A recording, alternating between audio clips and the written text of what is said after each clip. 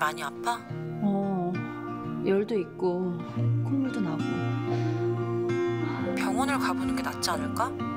시간이 너무 늦어서. 그러게, 너무 늦었네. 응급실이라도 가볼까? 지금 병원 이용이 쉽지 않을 텐데.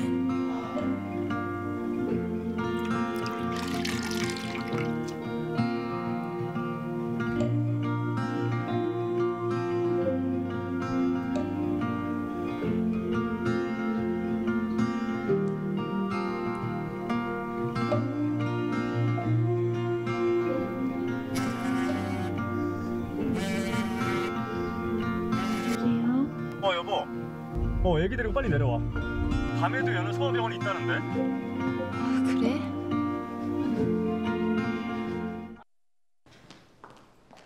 안녕하세요. 이쪽으로 오실게요.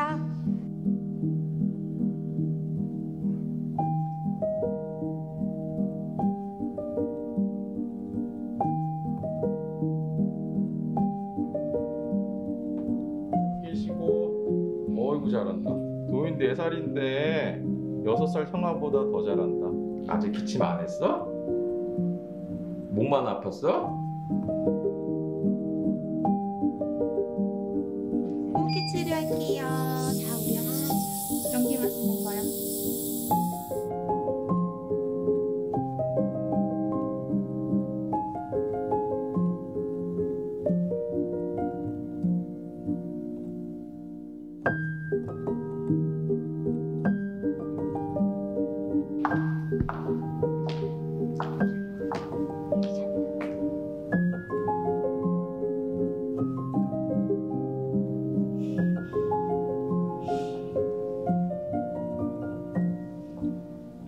소중한 우리 아이 건강지킴이 달빛 어린이 병원.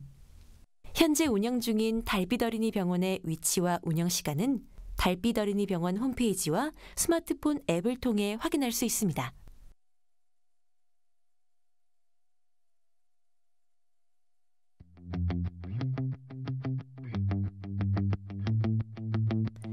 (1년 365일) 평일 야간은 물론 휴일에도 소아 환자를 위해 문이 열려 있는 병원, 달빛 어린이 병원을 아시나요? 늦은 밤 갑작스레 아픈 우리 아이들. 낮에는 잘 놀던 아이가 한밤중 열이 나거나 이상 증상을 보일 때가 있죠. 소아 환자의 경우 성인보다 면역력이 약하고 병의 진행 속도가 빠르기 때문에 신속하게 진료를 받는 것이 중요한데요. 이때 주로 찾게 되는 곳은 종합병원 응급실이죠. 하지만 늦은 밤 종합병원 응급실은 중증 응급 환자들로 붐벼 경증인 소아 환자는 우선순위가 밀리는 경우가 많습니다. 또한 응급실에서의 오랜 대기 시간을 견뎌내야 하는 아이는 바로 소아과 전문의의 진료를 받기가 어렵죠. 게다가 진료 비용도 일반 소아과에 비해 훨씬 더 듭니다. 보건복지부는 큰 병이 아닌데도 응급실을 이용해야 하는 소아 환자의 불편을 해소하고 응급실 과밀화를 줄이기 위해 2014년부터 달빛 어린이 병원을 지정하여 운영 중인데요. 달빛 어린이 병원으로 지정된 병의원은 평일은 밤 11시에서 12시, 주말과 공휴일은 오후 6시까지 만 18세 이하 환자에 대한 진료 서비스를 제공합니다. 응급실보다 낮은 진료비를 내고도 평일 저녁과 휴일에 전문의의 진료 서비스를 받을 수 있는 달빛 어린이 병원. 현재 운영 중인 달빛 어린이 병원의 위치와 운영 시간은 달빛 어린이 병원 홈페이지와 스마트폰 앱을 통해 확인할 수 있습니다. 소중한 우리 아이 건강지킴이 달빛 어린이 병원.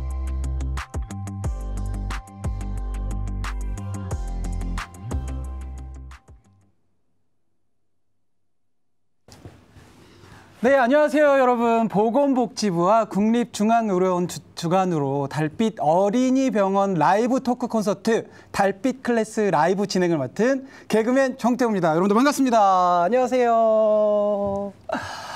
네. 달빛 클래스 라이브는요, 달빛 어린이병원에서 해마다 진행했던 달빛 클래스를 유튜브로 옮겨온 행사인데요. 사실 시국이 이러다 보니 온라인으로 여러분들을 찾아뵙게 돼서 마음이 조금 아픕니다. 하지만 더 많은 분들과 소통하고 공감할 수 있으니까는요, 끝까지 함께 해주시면 좋을 것 같아요. 혹시 여러분 조금 전 영상 잘 보셨나요? 부모로서 병원이 문을 닫은 늦은 밤이나 공휴일에 아이가 아프면 부모 마음도 정말 아픈데요. 이럴 때는 달빛 어린이 병원을 찾아가 보시면 좋을 것 같습니다. 달빛 어린이 병원은요, 늦은 밤이나 주말 또는 공휴일에 갑자기 아이가 아플 때 이용할 수 있는 소아청소년과 병원을 말하는데요. 2014년 시범 사업을 시작해서 2020년 12월 현재 전국 11개 시도 17개 병원이 운영되고 있다고 합니다. 달빛 어린이 병원, 이름 너무 예쁘지 않나요? 부모라면 꼭 기억해야 할 병원이 바로 달빛 어린이 병원이 아닌가 싶습니다. 오늘 달빛 클래스 라이브를 본격적으로 시작하기 전에요, 여러분들에게 미리 안내할 내용이 있는데요.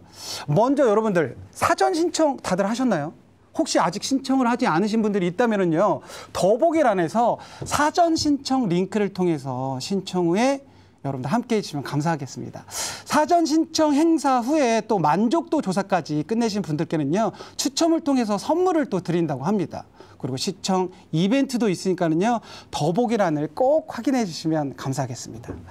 벌써 뭐 많은 분들이 함께하고 계시는데요. 시작 전에 미리 와서 함께 이야기하고 싶다고 막 글을 올려주신 분들 계세요. 네, 다들 계신가요? 어디 계신가요? 집에 계신가요? 일터에 계신가요? 어디 계신가요? 네, 꼭 아이를 둔 부모님뿐만 아니라 결혼을 계획하시거나 아니면 이모이거나 삼촌이거나 할머니거나 모든 분들이 이 내용을 함께 공감하고 공유하면 좋은 시간이 될 것 같습니다. 네, 저희가 또 준비한 이 강연 내용은요, 아이뿐만이 아니라 부모님들을 또 위한 내용까지 있습니다. 부모라면 꼭 알아야 육아 꿀팁에 대한 얘기를 여러분들께 함께 해보도록 하겠습니다. 1부에서는요, 엄마와 아이가 함께 행복해지는 육아 방법을, 또 2부에서는요, 갑자기 집에서 아이들이 아플 때 어떻게 해야 되는지에 대한 강연도 준비가 되어 있으니까요, 끝까지 함께 해주시면 좋을 것 같아요. 그럼 오늘 첫 번째 강의를 해주실 분을 모셔보도록 할 텐데요. 사실 저도 두 아이의 아빠로서 육아빠라고 조금 한 소리를 하는데, 어떻게 보면 이분이 진정한 육아빠가 아닌가 싶습니다.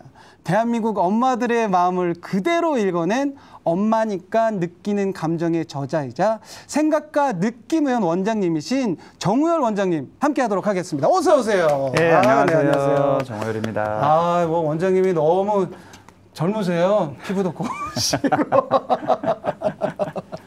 너무 사실 저기 방송 전에 이야기를 좀 했었는데 너무 애띠셔가지고 원장님 왠지 왜 이렇게 희끗희끗하고 하실 것 줄 알았는데 좋습니다. 사실 그리고 원장님이 저는 이런 생각을 해봤어요. 쓰셨던 책을 네.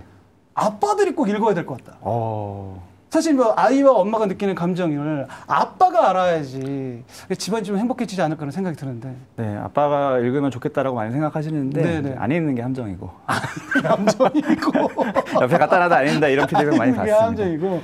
사실 집안이 행복해지려면 아빠들도 사실 혼나기도 하고 잔소리도 많이 듣잖아요. 이 책 한번 읽어보면 가정이 행복해질 거라고 저는 생각이 듭니다. 자, 그럼 본격적으로 들어가기에 앞서서 제가 앞서서 조금 말씀을 드렸는데, 원장님 오늘은 어떤 내용으로 이야기를 해주실지 궁금합니다. 요즘 뭐 시국도 시국이고 원래도 아이 키우는 게 힘들잖아요. 네, 저도 두 아이를 키우고 있고 또 두 아이 키우고 계신데, 아이 키우는 게 보통 힘든 게 아님에도 불구하고 또 내가 어떻게 하면 아이를 잘 키울 수 있을까, 이렇게 없는 에너지를 막 쥐어짜가지고 양육을 하는 게 육아의 현실인 것 같아요. 맞아요. 그래서 뭐 이렇게 해야지 아이가 잘 큽니다 이런 강의가 절대로 아니라 네. 아이를 키우는 그 양육자들의 마음, 굉장히 복잡하거든요. 그렇죠. 그런 감정들을 하나하나 잘 살펴보고 스스로 위로하고 거기서 에너지를 얻어서 또 그걸 아이에게 전수하는 이런 강의를 준비했습니다. 네, 사실 많은 내용을 듣고 지식을 듣지만 그걸 행하는 게 참 어렵잖아요, 사실. 그래서 오늘 원장님의 강연 잘 듣고 행하는 부모가 좀 돼야 될 것 같아요. 그래서 저도 오늘 강연 잘 들어보도록 하겠습니다. 네. 그럼 우리 원장님의 강연 들어보도록 할게요. 네.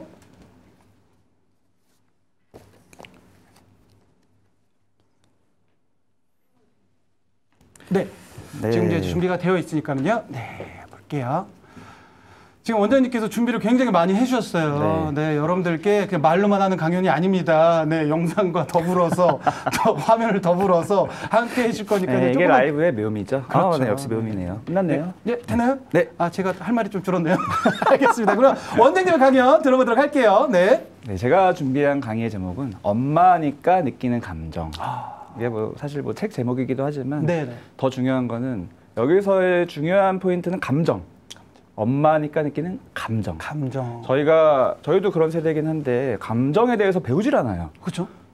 어렸을 때부터 논리, 생각을 잘해야 된다 이런 얘기 듣는데 네. 감정은 어떤 건지 배우지를 않습니다. 그래서 아이를 키울 때 사실 자기의 감정을 잘 이해해야지 또 아이의 감정도 이해하고 자기 감정도 보듬고 할 수가 있는데 네. 거기서 문제가 생기는 걸 너무 많이 경험해서 오늘은 그 감정에 대해서 말씀을 드리고 싶고요. 네. 엄마니까 느끼는 감정, 또 어떤 게 떠오르시는지 이게 또 이제 라이브가 채팅이니까 네, 활용하시면 네, 네. 좋거든요. 여기다가 막 써보세요. 네, 나는 애 여러분들- 키우면서 네, 네. 어떤 감정을 느끼는지. 여러분들은 어떤 감정을 느끼세요? 네, 올려주세요. 뭐 사실 뭐 많은 분들이 올리시지만 제가 느끼는 감정이 있거든요. 또 엄마가 느끼는 감정을 제가 한번 느껴봤을 때는 그렇죠. 힘들어, 그렇죠. 나 외로워. 굉장히 네. 사실은 더 이제 더 직설적인 감정이 있지만 이제 많이 가리고 계신 거죠. 예쁘게 한번 포장해봤어요. 그러니까요. 막 정말로 힘들어하니까 모든 감정들이 다 나오는 것 같아요. 네. 근데 그게 기쁨의 감정보다는 약간은 부정적인 감정들이 많지 않을까 네. 생각을 기쁨의 해봅니다. 감정, 행복의 감정 당연히 있는데 네. 그것만 100%일 거라고 이제 오해를 하는 분들은 굉장히 당황을 하죠. 네. 그래서 굉장히 다양한 감정들을 이제 느낀다라는 걸 우선 전제하에 네. 나만 이런 건 아니구나, 다들 그렇구나를 경험하는 게 진짜 위로가 되거든요. 거기서 힘을 얻으시도록 네. 제가 오늘 말씀을 쭉 드리도록 하겠습니다. 네. 한마디로 이제 강의의 내용을 두 가지식으로 요약하자면은 엄마도 사람입니다예요. 사람. 엄마 사람이죠. 네, 사람이죠. 이게 네. 어떤 뜻인지 조금 뭐 굉장히 포괄적일 수 있지만 저는 사람의 마음을 굉장히 이렇게 깊게 솔직하게 또 들여다보는 거를 상담을 통해서 어쩔 수 없이 하게 되는 게 저의 일인데 네. 제가 원래 생각했었을 때 사람은 되게 그래도 참 괜찮고 괜찮고. 원래 선이 이제 마음 안에 있고 네네네. 성선설 이런 걸 이제 네네네. 생각했는데 착해. 네. 제가 이제 정신과에서 살다 보니까 마음을 쭉 듣다 보니까 네. 아니구나. 안 그러던가요? 사람은 생각보다 별로구나. 별로예요? 이게 제가 좀 비하하는 게 아니라 네. 사람이 이제 저희가 어렸을 때부터 만화를 보면 한쪽에서 악마의 목소리, 한쪽에서 천사의 목소리. 그쵸. 근데 이게 둘 다 있는 거예요. 근데 많은 분들이 특히 엄마가 되면은 부모가 되면은 천사의 목소리만 있어야 될 것 같은 압박감을 느끼는데 사실 나도 사람이라서 내 마음속에 본능적인 목소리들이 있는 거. 그거를 무시한다고 없어지지 않아요. 그래서 그거를 잘 이해하고 잘 관리하는 게 진짜 중요해서 네. 그런 관점에서 엄마도 사람입니다. 라는 말씀을 이제 드리려고 합니다. 네네. 저 소개를 좀 드리면은 여기서 이제 제가 네. 6년 전, 1년 전 사진인데 제 모습이 여기 있어요. 네. 이게 무슨 상황인지 엄마분들은 다 알 텐데 혹시 태호 씨 아시겠어요? 이게 무슨 상황인지? 지금 브런치 카페에서 뭐 저녁 식사하시는 건가요? 아니면 네. 모임인가요? 뭐죠? 이제 세상에서 가장 맛있는 커피가 뭔지 아세요? 어떤 커피죠? 어린이집에 애 보내고 나서 바로 먹는 커피. 그렇죠. 쓴 커피인데 달아. 쓰는데 달아요. 맞아요.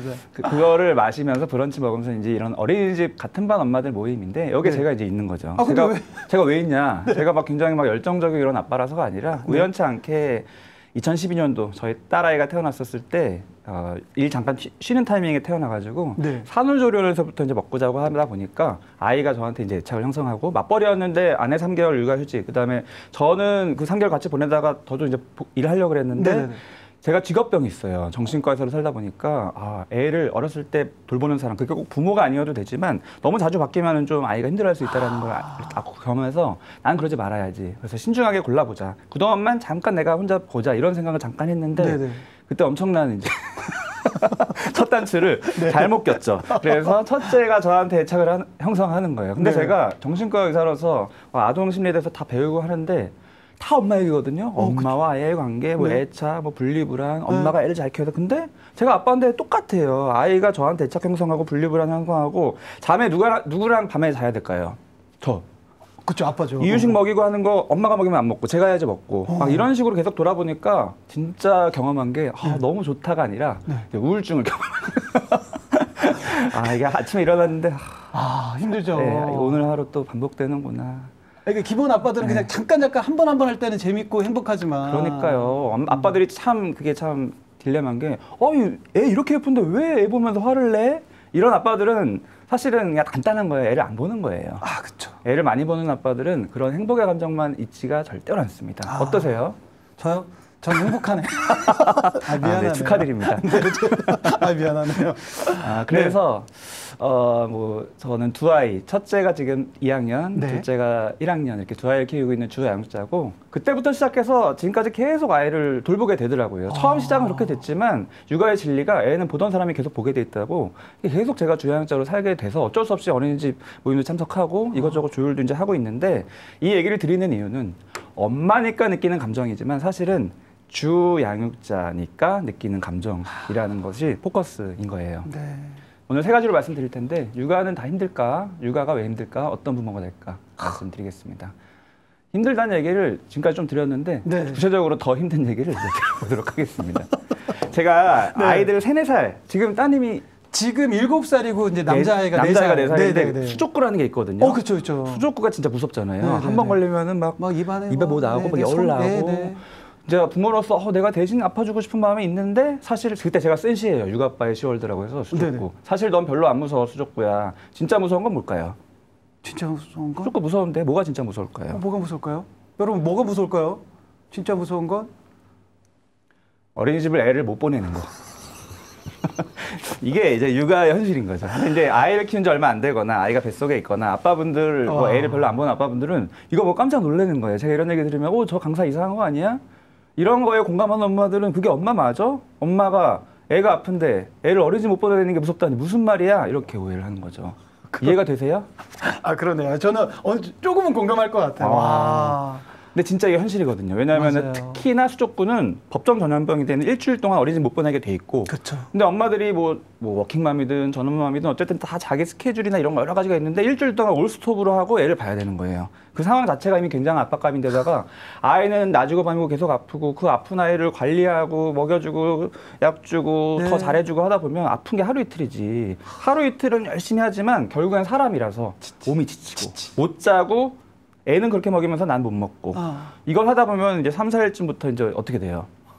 아픈 애한테 짜증을 내는 거고 아이고야. 그다음에 아픈 애 이렇게 달래다가 침대에 내팽개치는 거고 이게 이제 현실이라는 거예요. 근데 요즘에 진짜 그래서 이제 김병의 효자 없다라는 그 말이 있잖아요. 네네. 근데 이제 요즘에 진짜 김병이 나타났죠. 수족구. 수족구가 이제 네네. 김병인데 더 김병. 더 코로나. 김병이 또 있어요? 아, 그렇죠. 코로나. 지금 올해 2월 달부터 시작해가지고 엄마분들이 굉장히 지금 힘들어요. 네네. 원래도 육아가 힘들지만 더 힘들어요. 그 이유는 못 보내요.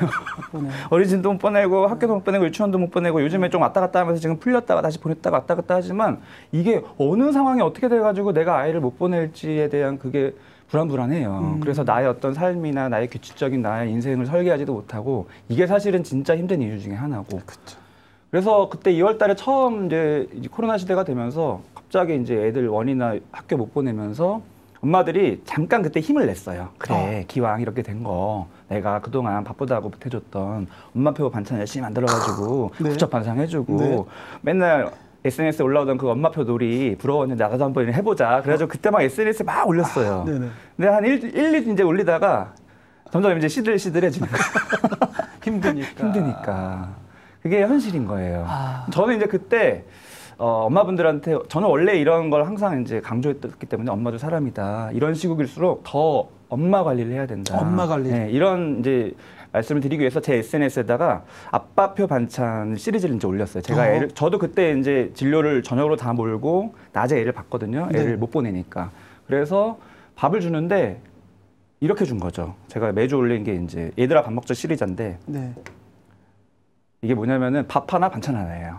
근데 반찬도 이게 무슨 반찬이냐면은 네. 아주 간단하게 딱 따서 그냥 주는 거. 김, 참치, 치즈. 어머. 이거를 하나의 예로 이제 하나씩 올렸더니 엄마분들이 네. 굉장히 공감하는 거예요. 사실 나도 이렇게 주고 있는데.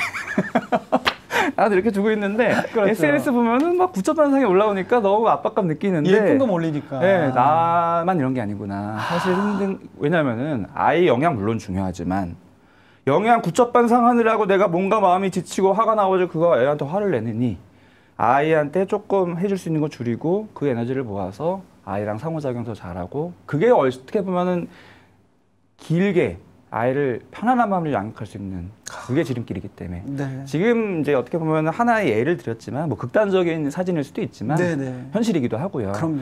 그래서 육아는 진짜 현실이다. 이 얘기를 계속 드릴 거예요.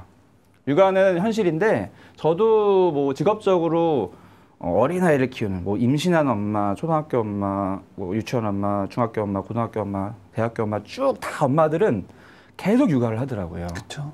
근데 많은 분들이 오해하는 게 육아는 진짜 금방 끝날 것 같은 느낌? 3년만 고생하면 그 이후에 괜찮을 것 같은 느낌.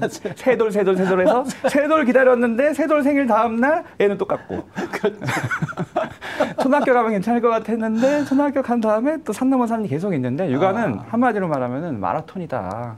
장기전이다. 이거를 진짜 정확하게 잘 이해하셔야 돼요. 네. 이거는 저의 직접 경험이기도 하지만 아직도 저도 전반전이고 애가 이제 9살, 8살이니까. 하지만 간접 경험상 이 마라톤의 관점으로 양육을 하시는 분들일수록 편안하게 쭉 엄마 역할, 부모 역할을 잘하고 너무 단기적인 관점에서 내가 정말 최선을 다하면 결국 어느 순간에 지치는 걸 너무 많이 봐요. 마라톤인데 100m 달리기처럼 뛰는 거예요. 그러면 초반에 언젠가 사람마다 물론 다르겠지만 언젠가는 무너지는 거죠, 지쳐서. 그래서 마라톤이라는 관점을 꼭 말씀드리고 싶고 그래서 아이를 잘 키우려면은 양육을 어떻게 하면 잘할까 육아서를 보고 뭐 좋은 강의를 듣고 내가 최선을 다하고 그게 아니라 아이도 중요하지만 부모도 중요하다는 거예요. 부모가 사람이기 때문에 로봇이면 최선을 다해도 되죠. 24시간 돌아가니까. 하지만 사람이기 때문에 몸과 마음 관리를 잘하지 않으면은 장기전에서 결국에는 실패하고 힘들어지고 그거를 꼭 강조드리고 싶습니다. 그래서 박진영 씨가 노래 잘하기 위해서 잘 하는 그 팁, 네. 공기 반, 소리 반. 그것처럼 저는 이제 아이 반, 부모 반. 똑같이 균형. 아이도 중요하지만 부모.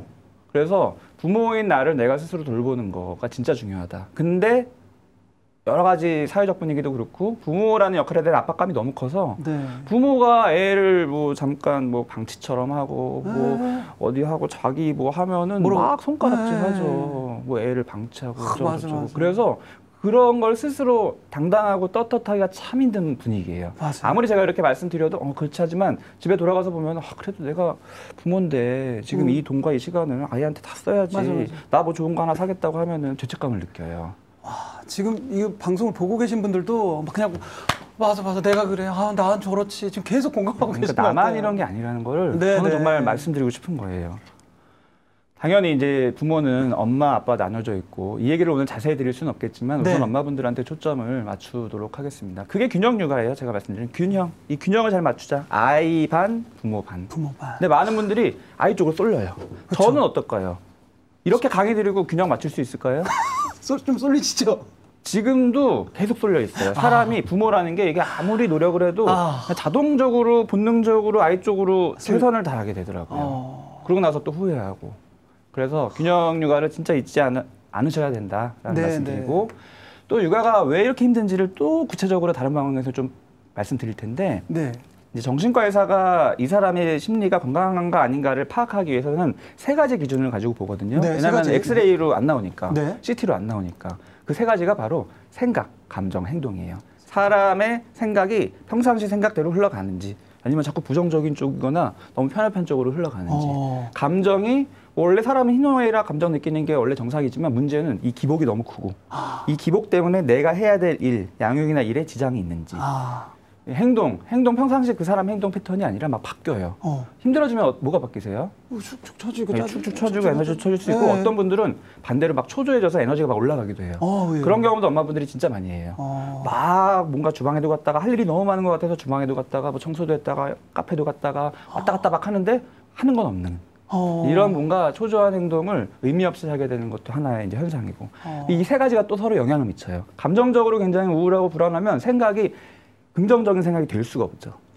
서로 또 부정적인 생각이 막 들면 당연히 감정이 더 우울해지고 힘들어지고 이게 서로 악순환을 일으킨다. 이거를 서로 선순환을 일으키게 도와드리는 방법을 제가 이따가 말씀드리도록 하겠습니다. 우선 감정에 포커스를 맞출 텐데 엄마분들한테 제일 많이 듣는 질문 감정 조절이 안 돼요. 내가 왜 이렇게 화를 낼까요? 이 아이를 이게 육아서 보면은 이제 항상 나오는 단호하면서도 차분하게인데 난 안 되는 거. 그리고 남편분들은 또 질문을 제일 많이 하는 게 이거예요. 우리 아내는 왜 이렇게 화를 낼까요? 똑같아요. 시기별로 좀 다르죠. 아이가 때 많이 쓰는 시기가 있죠. 한 4살, 5살. 그다음에 고집 부리는 시기. 또 그거 하나 떼쓰는 거 넘어가면은 괜찮아지는 것 같다가 갑자기 고집을 막 피우고 자기 주장 내세우고 아마 지금 첫째랑 둘째가 딱 여기 있을 거예요. 떼쓰는 아이, 고집 피우는 아이. 그 다음에도 또 다른 아이가 있어요. 나중에 네. 초등학교 가고 중학교 가면은 있는데 어쨌든 공통점은 이런 아이를 대할 때 내가 육아서 보면은 나의 마음을 헤아려주고 어쩌고 저쩌고 나오는데 네네. 내가 그게 안 되는 거예요. 감정적으로 욱해서. 그럼 어떻게 할 거냐? 그 얘기를 드릴 텐데 우선 잘 파악하셔야 돼요. 내가 왜 이렇게 감정 조절이 안 될까? 제가 예전에 엄마분들이 자기의 마음을 기록할 수 있는 일기, 다이어리 책을 낸 적이 있는데 네네. 그때 쓴 질문, 날짜별로 질문이 있는데 하나가 이거였어요. 엄마가 되고 미치도록 하고 싶은 공부는 뭘까요? 뭔지 자기 마음 쓰는 거예요. 근데 이 엄마는 아이가 아주 어렸던 엄마였어요. 아이가 몇 개월 정도밖에 안 돼. 네. 무슨 공부를 하고 싶을까요? 애가 아주 어린 엄마들은. 무슨 공부했을까요? 뭐 육아 공부일까요? 대부분 엄마니까 육아 공부, 네. 이유식 잘 만드는 법. 네, 뭐 그런 걸 텐데 없다. 공부는 무슨 공부냐. 자고 싶다. 이제 이게 현실인 거예요. 공부는 무슨 지금 제정신이 아닌 거예요. 잠을 못 자서. 저도 첫째 이제 전업육아 할 때 이 잠의 부족을 산후조리원에서부터 느꼈어요. 수유콜 계속 밤마다 하고 인터넷 지던트를 이제 당직 쓰면서 잠 못 자는 경험을 저도 되게 많이 해서 그랬는데도 그 이후에 제가 양육을 했는데도 훨씬 더 힘들어요. 다르구나. 뭐가 다른지 아세요? 교대가 없는 거예요. 그냥 매일 해야 되는 거예요. 매일. 그러다 보니까 지쳐요.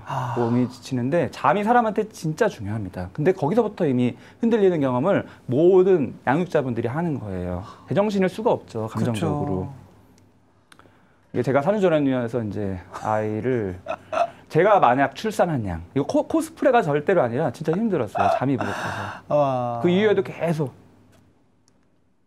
정신과 의사로서 이제 사람의 마음을 관리하고 이 현상을 파악할 때 이제 매번 진료를 볼 때 물어보는 게 있겠죠. 요즘 감정은 어떠세요? 우울하세요? 뭐 이런 거를 매번 물어볼 것 같지만 안 물어볼 때도 있고요. 네. 꼭 물어보는 거 2개가 있어요. 바로 먹고 자는 거예요. 정신과 의사가 왜 먹고 자는 걸 물어볼까? 이해가 되세요? 그러게요. 전혀 상관없을 것 같은데 사람의 감정 조절, 심리적 건강을 유지하기 위해서 가장 중요한 거 2가지가 먹고 자는 거라서 이건 레지던트 1년차 때도 계속 훈련된 거예요. 1년차 처음 정신과 의사가 되고 나서 아는 게 없잖아요. 근데 아는 게 없으면 몸으로 떼어야 되잖아요. 가장 몸으로 많이 떼온 일이 병동에 입원해 있는 환자분들 아침에 일찍 일어나가지고 다 물어봐요. 요즘 우울하세요? 이런 거 물어보는 거 아니에요. 어저께 얼마나 먹었어요? 어저께 몇 시에 자서 몇 시에 일어났어요를 아주 구체적으로. 뭐 새끼 다 먹었어요? 이게 아니에요. 그러면 교수님한테 이제 혼나죠. 2끼를 먹었는데 한 끼는 왜 안 먹었는지 2끼는 밥이 한 공기인지 반 공기인지 3분의 2 공기인지 이렇게 디테일하게 잠도 몇 시 몇 분부터 몇 시 몇 분까지 잤는지 중간에 몇 번 깼는지 꿈을 꿨는지 안 꿨는지 자고 나서 개운하지 아닌지 이런 걸 디테일하게 파악하는 이유는 바로 그게 심리적 건강과 직결돼서 근데 이게 참 억울하게도 엄마분들이 이거부터 흔들리는 거예요. 제일 안 하죠. 제일 그냥 안 먹고 그냥 안 자면 되지. 그냥 그러니까요. 제일. 근데 이게 잘 생각해 보면은 이건 사람의 본능이라서 엄마들도 이미 알아요. 왜냐하면은 내가 아무것도 안 배웠어도 아이가 태어나자마자 우리 아이한테 뭘 해야 될까를 가장 신경 쓰는 게 바로 아이 먹이는 거, 아이 재우는 거잖아요. 네네. 아이가 잘 먹고 잘 자야지 잘 큰다는 거 알잖아요. 네네. 몸만 크는 게 아니라 그 뇌가 크는 거거든요. 그 다음에 안정적으로 되는 거거든요. 근데 그러면서 부모인 나는 이거를 신경을 못 쓰는 거예요. 그럼 사회적 분위기도 아니고 내가 이걸 극복해서 그냥 힘들어도 노력해서 아이를 잘 키워야지 그게 좋은 엄마라고 이렇게 오해하고 하지만 그게 쌓이다가 결국에는 초반에 몇 달, 몇 년은 뭐 의지로 모성애로 뭐 한다 쳐도 결국에는 사람이기 때문에 언젠가 무너지는 거. 그게 이제 마라톤이라는 거예요. 그래서 먹고 자는 게 진짜 중요하다. 우리 엄마분들도 잘 먹는지 잘 자는지를 참 체크해 보면 좋을 것 같아요. 체크 근데 하는데 답이 없어요. 그럼 어떡하냐. 애를 키우는데 그래서 뭐 아빠 엄마 공동 육아도 필요한 거고 옛날에 인디언 속담에도 뭐 한 아이를 키우려면 온 마을이 필요하다 이런 것도 있고 사회적 시스템도 필요한데 참 요즘 분위기가 너무 아쉽게도 그럴 거면 애 왜 낳았냐 이런 식으로 서로 공격하는 분위기가 되니까 더 상처받고 헷갈리고 너무너무 강조드리고 싶습니다. 원래 사람이 감정이라는 게 있는 거고 처음 육아하기 때문에 불안하고 뭐 조급해지고 우울해지고 위축되고 악순환 될 수 있지만 진짜 이 더 감정 조절이 안 되는 가장 엄마분들이 힘들게 하는 감정이 또 있어요. 그 감정이 뭔지 설명드리기 위해서 제가 다이어리 역시 예전에 이제 낸 문제 엄마가 되고 나서 자주 아픈 부분은 어딘가요? 이렇게 했더니 어떤 분이 뭐라 그랬을까요? 몸도 많이 아프잖아요. 뭐 허리일 수도 있고 뭐 근데 이분은 머리랑 목이래요. 머리랑 목이요? 목은 하도 소리 질러서 목이 아프고 하도 소리를 질러서 혈압이 아파서 혈압이 올라서 머리가 아프고. 구체적이시네요. 너무 구체적이에요. 딱 맞네요. 근데 이게 사실 몸이 아픈 게 아니죠. 내가 이제 소리를 지르게 되고 화가 난다는 거. 화. 예. 이게 이제 전문 용어로 낮버 반반. 낮에 버럭하고 하지만 거기서 끝이 아니죠. 밤에 또 반성을 해요. 아이고 천사 같은 우리 아이 내가 잘못이지. 이거의 반복이죠. 반복 매일 반복. 무한 루프 메비우스의 띠. 그 와, 이유는 네. 이제 왜 그럴까? 내가 똑같은 아이인데 왜 낮엔 버럭하고 밤엔 반성할까? 사람이 그래요. 이 마음 상태가 되게 중요한 거예요. 내 낮에는 아이랑 굉장히 긴밀하게 붙어 있고 몸과 마음이 지쳐 있고 이 상태에서 아이를 바라보면 아이의 모든 행동이 굉장히 막 거슬리고 뭔가 아이가 문제가 있는 것 같고 막 버럭버럭하게 되는 거고. 하지만 밤에 아이가 잘 때는 이제 내 마음이 좀 편안해져. 왜냐면 아이가 분리되잖아요. 자고 있으니까. 근데 똑같은 애니까 아까는 되게 좀 이상한 애고 너무 미운 애 같이 보였는데 지금은 천사 같이 보이는 거예요. 아이의 얼굴이 변신한 게 아니에요. 그래, 내 마음이 바뀐 거예요. 근데 내 마음이 내 의지로 바뀌는 게 아니라 이 상황에 의해서 몸과 마음이 편안하면 바뀌는 거예요. 그래서 낮버 반반에서 엄마분들이 진짜 힘들어하는 게 물론 화내는 것도 힘들고 죄책감 가지는 것도 힘들지만 진짜 힘든 거는 이게 일관성이 없어요. 내가 엄마인데 화냈다가 버럭했다가 화냈다가 버럭했다가 미안했다. 왔다 갔다 왔다 갔다. 엄마의 중요한 덕목이 일관성이라고 어디서 본 것 같은데 일관성은커녕 왔다 갔다 왔다 갔다. 내가 무슨 인격이 파탄 난 것 같기도 하고 뭐 분열된 것 같기도 하고 성격 이런 느낌 때문에 진짜 자괴감을 느낍니다. 근데 이게 그게 아니에요. 사실은 똑같아요. 분노든 죄책감이든 그 이면에는 사실 사람의 공격성, 본능인데 이게 조절이 안 된다는 게 문제인 거예요. 네. 사람이 동물과 차이점이 공격성을 조절할 수 있는 게 차이점인데 공격성이 왜 조절 안 되냐면 그만큼 내 몸 상태가 지금 지쳐서. 그래서 우울증의 경우가 이제 몸 상태, 마음 상태가 지친 게 우울증이거든요. 네. 딴 게 아니에요. 에너지가 떨어지는 게 우울증인데 그 상태에서 공격성이 팍팍 올라옵니다. 그래서 화를 내게 되는 거. 이제 이거를 이제 아까 그 시를 보면은 그래도 엄마인데 그러면 되냐? 이게 안 맞는 거예요. 아무리 내가 의지로 노력을 해도 한쪽에서는 내 마음 상태, 몸 상태가 컨디션에 따라서 왔다 갔다 할 수 있는 거.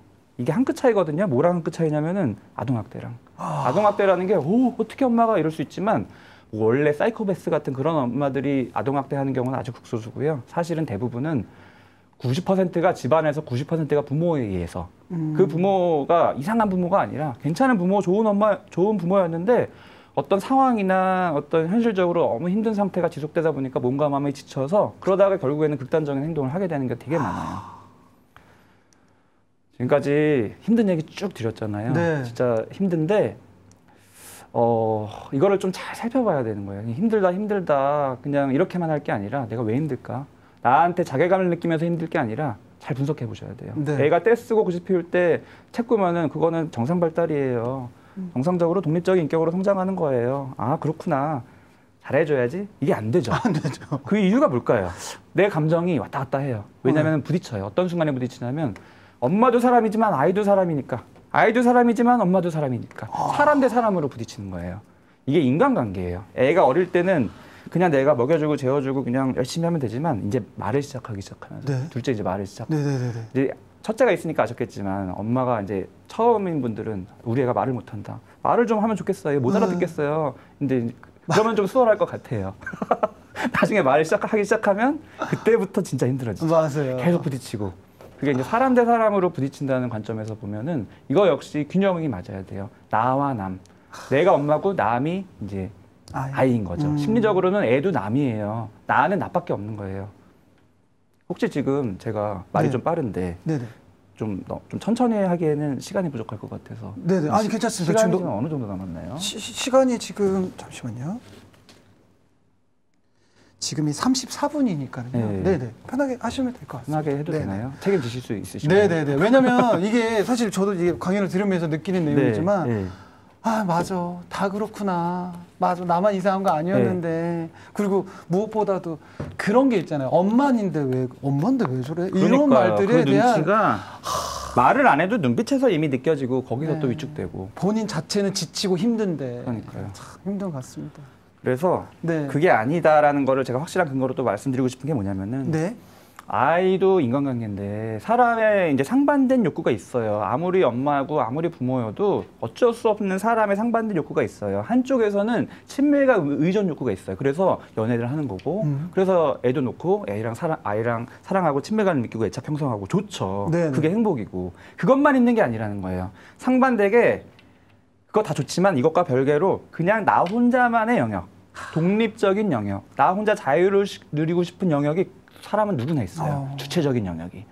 이게 서로 이게 상반되는 거예요. 네네. 그래서 연애할 때야 뭐 이제 외로우니까 만났다가 구속당하니까 혼자 갔다가 또 외로우니까 왔다 갔다 할 수 있지만 네네. 결혼을 하면은 이제 부부 관계고 또 아이의 관계는 그게 안 되는 거예요. 그쵸.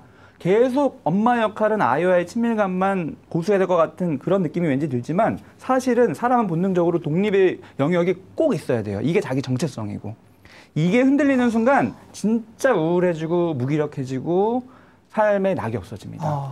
근데 많은 엄마분들이 아이한테만 신경 쓰느라고 그렇게 하다 보면 또 균형이 무너져서 나의 영역이 줄어들죠. 네. 근데 그게 좋은 엄마 같지만 사실은 나의 정체성, 난 누군가 이런 게 찾아오는 거예요. 이게 진짜 화내고 뭐 죄책감 느끼고 이건 어떻게 보면은 초반 몇 년 과정이고 이게 반복되다 보면은 이제 이 상태가 오는데 정말로 이게 내가 누군지 모르겠고 외로움이에요. 그게 외로움. 공허함이죠. 초라함. 아. 이런 감정 상태로 이제 아이를 돌보게 되는 거죠. 그래서 이제 이때 엄마분들이 고민을 하다가 결심을 합니다. 근데 그렇다고 내가 애 안 볼 수도 없고 지금 이거 어떻게 할 수도 없잖아요. 네네. 그래서 이제 이번 생은 글렀다. 다음 생을 노려보자. 근데 사람이 그렇게 안 돼요. 다음 생이 어딨어요. 그럼요. 지금 이 생에서 누구든지 자기의 잃어버린 정체성을 회복하려고 무의식적으로 막 올라와서 어딘가에 기생을 합니다. 그 어딘가가 바로 아이가 돼요. 아이한테. 네, 그래서 아이한테 올인하게 되고 나도 뭐 그게 에너지가 많아서가 아니라 내가 없어져서예요. 헬리콥터맘이 되고 하는 게. 내가 아이가 되는 듯한. 그쵸. 아이가 나인 듯한. 그쵸. 당연히 머리로 생각하면 그러면 안 되지인데 나도 머리로는 아는데 내 무의식은 저절로 그렇게 움직이는 거예요. 본능이라서. 그래서 이거를 잘 이해하고 아이도 중요하지만 엄마인 나를 잘 챙기는 게 절대로 죄책감 가질 게 아니라 오히려 긴 마라톤을 성공적으로 완주하기 위해서 필수. 내 본능을 적절하게 조절하는 필수. 오히려 이거 해보시면은 이상하게 화가 났던 게 화가 안 나는 경험을 하세요. 바로 화가 나는 게 문제가 아니라 네. 어떻게 보면 내 마음속에서 일어나는 신호인 거예요. 지금 너 너무 쏠려 있어. 알려주는 신호예요. 사실 신호등. 빨간 신호등인 거예요. 그래서 나 왜 이러지 게 아니라 지금 뭔가가 구조 조정을 해야 되는구나. 너무 쏠려 있구나. 내 쪽으로 좀 가져야 되는구나. 이 생각을 하면서 관리를 하시는 걸 하시는 게 진짜 근본적인 도움이 되고 제가 이런 말씀을 드리는 이유는 뭐 이게 뭐 이론적으로도 맞기도 하고 저도 경험을 하기도 하고 네. 이런 얘기를 들었을 때 이전과는 안 되던데 이런 식으로 해보니까 굉장히 행복이 찾아온다. 이런 피드백 너무 많이 받아요. 요즘 아이들은 사실 별로 어른 되고 싶어 하지 않아요. 그 이유 아세요? 되게 충격이죠. 왜냐면 어른 중에서 가장 가까이 있는 어른이 우리 부모님 봤을 때 별로 어른이 안 좋아 보이니까. 맨날 힘들어하고 맨날 피곤해하고 어떡해. 삶에 낙이 없어 보이는데. 야. 근데 나한테 부모가 이런 식으로 자기 관리하면서 이제 조금 더 안정된 모습을 보이고 삶의 낙이 회복되는 모습을 아이가 그냥 보고 계속 경험하게 하는 것만큼 아이한테 중요한 게 없죠, 사실. 그래서 결국엔 아이한테 가는 거예요. 그럼 어떻게 할 거냐에 대한 이제 얘기를 마지막으로 드릴 텐데 네. 생각, 감정, 행동이 서로 이어진다고 말씀드렸는데 행동이 진짜 중요해요. 왜냐하면 내 생각을 내가 바꿀 수가 없어요. 계속 부정적으로 가는 거. 네. 내 감정 바꿀 수가 없어요. 자꾸 우울하고 외로운 거. 네. 하지만 행동은 어떻게든 하면 돼요. 무슨 행동이냐면 아까 말씀드린 거. 컨디션 조절을 위한 행동. 애착의 3요소, 민감성, 반응성, 일관성도 사실은 건강이랑 상관이 되게 많아요. 내 몸의 컨디션이 괜찮아야지 집중이 돼서 민감하게 아이의 마음을 헤아리고 반응도 해줄 수가 있고 그걸 쭉 지속할 수가 있고. 근데 상반되게 내가 너무 힘들어서 우울증에 만약에 빠진다 치면 아이가 마음이 뭔지 내가 집중이 안 돼서 파악도 안 되고요. 반응도 못 해줘요. 귀찮아서. 네. 책 읽어달라고 하는데 몰라 이렇게 되고. 그다음에 어떨 땐 해줬다가 어떨 땐 안 해줬다가 내 상태에 따라서. 결국에는 몸의 컨디션이 진짜 중요하다. 그래서 저는 정신과 의사지만 정신과 의사일수록 몸 컨디션 진짜 강조드립니다. 먹고 자는 거 아까 말씀드렸죠. 기본. 네. 이거를 꼭 사수하셔야 돼요. 실제로 제가 진료할 때 우울증, 엄마분들 특히 육아우울증 또는 뭐 분노 조절 안 되는 이런 것들 때문에 오셨을 때 이걸 가장 먼저 아주 디테일하게 체크하고요. 딴 거 바로 약 주고 상담하는 게 아니라 이것 먼저 어떻게 회복하도록. 며칠이면 금방 회복되는 경우들이 진짜 많아요. 네. 아이를 잠깐 분리시키더라도. 그러면 애착이 문제가 되는 거 아닌가요? 애착은 지금 내 상태가 안 좋으면 애착에 문제가 생기는 거예요.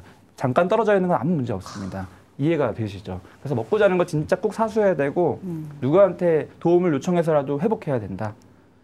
하나 더 운동을 해야 된다. 운동. 네, 운동 못하는 분들 너무 많은데 의사가 의사 같은 얘기한다고 실망하시는 분도 있을 수 있는데 운동 너무 중요해요. 운동.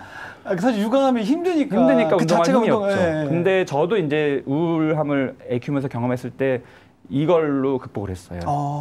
집에만 있었는데 너무 늘어지고 힘들었는데 그때 진짜 운동 치료를 한 거예요 스스로. 원칙을 세워서 점심은 밖에서 먹자, 사 먹자. 애 데리고 갓난애 데리고 나가서 했더니 조금씩 에너지가 올라왔어요. 운동이 진짜 연구 결과가 많은데 약이나 상담만큼 효과적인 게 운동이에요. 뭐 비타민 먹고 뭐 하고 이거 다 밑에 있습니다. 그거보다 근거가. 진짜 중요하다는 강조 드리고 그 다음에 이제 어떤 사람의 본능적인 정체성의 영역, 나만의 시간, 나만의 영역을 꼭 회복해야 된다. 그렇게 근데 이 강아지 그림이 왜 있냐면 엄마분들이 이제 아이를 키우면서 살다가 그래 이 강의 듣고 한번 난 뭘 좋아하나 한번 생각해보자. 네. 아무것도 안 생각나요. 그냥. 네, 뭐 내가 뭘 좋아하는지 모르고 멍하게 있습니다. 근데 그때 멍하게 계셔도 돼요. 그냥 멍하게 있다 보면 조금씩 올라와요. 배고프네? 이거 되게 중요한 감정이에요. 뭐 먹고 싶다. 매운 거 먹고 싶다. 애 못 먹으니까 무슨 매운 거. 이렇게 하면 안 되는 거예요. 먹어야 돼요. 매운 거를 먹어야 돼요. 내가 거기서부터 회복을 해야 돼요. 실제로 너무 극단적인 선택을 해가지고 이제 실패하셨던 분들, 쉽게 말하면 이제 죽으려다 살아난 분들을 어떤 치료하는 방법 중에서 굉장히 효과적인 것 중에 하나가 그 사람이 평소에 제일 먹고 싶었던 음식들을 차려주고 먹으라 그래요. 그럼 어떻게 할까요, 그 사람이? 먹지 않을까요? 눈물을 펑펑 흘립니다. 왜냐하면 내가 너무 나를 못 챙겨준 게 미안해서. 나를. 네. 엄마분들도 똑같은 거예요. 맨날 돈가스 우동만 먹지 말고요. 아이 잠깐 맨밥 먹이더라도 매콤한 거. 나는 내가 먹고 싶은 매운 거, 자극적인 거, 뭐 회 사람마다 다르니까 먹어야 되는 거예요. 몇 끼를 먹을 수는 없어도 가끔 먹을 수 있는 게 나의 중요한 영역이라는 거예요. 행복은 현실입니다. 행복해야지, 모성애로 충만해야지라는 노력을 하는 게 아니에요. 현실적으로 세팅을 나의 본성을 잘 관리하는 게 진짜 중요한 행복의 지름길입니다. 그래서 결론 말씀드리면은 아이 뭐 하나 사줄 때 나 하나 사는 거 너무 바람직하죠. 근데 많은 분들이 못해요. 시도도 못하죠. 그렇죠. 아이 9개 사줄 때 나 하나부터 시작하세요. 근데 많은 분들이 이거 하나 쉽지가 않아요. 뭐 나를 위해서 구두를 한번 사보자. 인터넷에서 막 하다가 3만 원짜리 이 3만 원 우선은 장바구니에 담았다가 근데 이 3만 원이면 애한테 뭐 해줄 수 있는데 이렇게 고민하다가 애한테 뭐 해줘. 그래. 그러다가 그래 큰맘 먹고 이제 3만 원 투자해야지 하고 다시 딱 열어봤더니 솔드아웃. 이제 화가 나가지고 내가 늦었어. 내가 지리궁상이지 이러면서 또 자책하면서 그 자책감으로 인한 화를 누구한테 풀까요? 애한테 푸는 거예요. 네. 어차피 그럴 거 나를 잘 관리하자라는 그런 얘기를 드리고 싶습니다. 결론을 요약하면 엄마도 사람입니다. 엄마도 사람이라는 걸 인정하는 게 오히려 선순환 돼서 좋은 엄마가 되는 거고요. 나는 사람 이상의 영역이야. 난 엄마야. 엄청난 모성애의 엄마야. 다 할 수 있어 라는 식으로 자기를 어떻게 보면 좀 너무 몰아치면은 결국에는 중간도 안 되는 그런 악순환을 겪게 되는 분들이 진짜 많고요. 엄마도 사람이라는 거를 꼭 기억하시길 바라겠습니다. 네. 감사합니다. 사실 원장님 이제 육아를 참여를 많이 하셨잖아요. 네. 그래서 그냥 일반 이런 강연이 아니라 저는 이제 멀리서 지켜본 사람이긴 하지만 공감대가 많은 분들이 함께 하신 것 같아요. 네. 정말로 맞아 나 저렇지 난 저랬어 나 정말 힘들었어 맞는데 못해 알지 않은데 나 어떻게 해. 머리 따로 마음 따로 행동 따로 다 그런 거예요. 말씀하셨던 것처럼 1대1이 아니라 9개면 다 하나 정도부터 시작하시는 거 정말 대단한 것 같습니다. 자, 많은 분들이 함께 공감해 주시고 또 여러 가지 질문들을 보내주고 계시는데요. 저희가 그럼 원장님께 질문 좀 드리고 답변해 주는 시간을 좀 가져보도록 하겠습니다. 네. 저희가 이제 그 강연 전에 미리 사전조사를 통해서 저희가 질문을 몇 가지 준비를 했거든요. 그럼 미리 준비되어 있는 질문부터 조금 가져보도록 하겠습니다. 여러분들 지금 뭐 궁금한 게 있으시면 바로바로 올려주시면 되고요. 제가 미리 준비한 질문부터 좀 해보도록 할게요. 답변 잘 해주실 거죠? 현실감 있게 해주 너무 현실감 있게 강연해 주셔가지고 바로 뭐가 나올 것 같아가지고. 저도 사람입니다. 너무 네. 기대하지 마세요. 사람입니다. 오늘의 명언, 저도 사람입니다. 아, 그럼요. 네네네. 자, 사전에 접수받아서 질문 좀 해볼게요. 참 많은 질문인 것 같은데요. 많이 하시는 질문. 아이를 훈육할 때 자꾸만 감정적으로 변하는데 감정적인 훈육을 하지 않기 위해서는 어떻게 해야 할까요? 라는 질문을 해주셨어요. 네, 이게 참 이게 훈육하다가 훈육을 하는 건지 내가 화를 내는 건지 모르겠어요. 그쵸, 진짜. 그쵸. 어떻게 돼요? 이제 오늘 강의 드린 내용의 연속이죠. 이제 화가 내가 난다는 거, 어떻게 하면 이 화를 줄일 것인가, 거기에 포커스를 맞추는 거는 결국에는 100점 100패하게 돼 있어요. 왜냐하면 화라는 감정은 내 자유의지로 줄일 수 있는 영역이 아니거든요. 화라는 감정이 올라오는 이유가 다 있어요. 네. 특히 훈육할 때 화가 많이 나는 거는 기본적으로 아까 말씀드린 그런 감정상, 요즘의 내 몸 상태, 요즘의 내 마음 상태가 어떤지에 대한 하나의 신호예요. 그게 우선 공통적으로 꼭 있기 때문에 내가 요즘에 훈육할 때 화가 특히 너무 많이 난다 그러면 훈육보다 더 중요한 거는 지금 내 몸 상태, 마음 상태 관리하는 겁니다. 그 다음에 또 사람마다 고유한 특히나 아이의 어떤 부분을 볼 때 내가 화가 올라오는 영역이 있어요. 이거는 제가 강의에서 안 드린 거여서 조금 말씀을 드리고 싶은데 네네. 한번 생각해 보세요. 내가 아이의 어떤 영역을 특히 못 견디겠는 게 있어요. 그 영역을 내가 좀 더 바람직하게 바꿔주고 싶은데 못 견디겠는 영역. 예를 들어서 우리 아이가 유치원에서 학교해가지고 내가 갔는데 다른 친구들은 다 막 이렇게 하고 있는데 우리 아이 수줍어 울고 이제 왔어요. 그러면 그때 아이를 부모로서 이게 머리로는 알죠. 우리 아이가 힘들었구나. 하지만 이 마음이 화가 나고 막 뭔가 다른 사람들 부모 앞에서 뭔가 창피하고 막 이런 부끄러운 느낌이 드는 거예요. 아이가 타고난 기질상 소극적일 수도 있고 내성적일 수도 있고 특히 낯선 환경에서 당황할 수도 있는 거 다 머리로는 알아도 부모가 그 상황에서 아이를 모질게 대하게 되기 쉬워요. 이게 하나의 영역, 예를 들어서. 이런 식으로 내가 머리로 하는 것과 너무 반대되는 행동을 하게 되는 그 영역이 사람마다 다 있거든요. 네네. 그때 뭘 생각해야 되냐면 이거는 사실은 내 마음속에 이 영역이 뭔가 불편함으로 자리 잡은 거예요. 아는 분들이 이런 경우에 본인이 예전에 그랬기 때문에 그런 경우 되게 많아요. 이런 식으로 아이에 대한 행동을 보면서 내 마음을 돌아보고 그 부분을 해결하면 결국엔 그게 편해지기 때문에 아이한테 이론대로 편안한 마음을 훈육할 수가 있게 됩니다. 결국에는 육아라는 거는 자기 자신을 계속 끊임없이 성찰하는 과정인 것 같아요.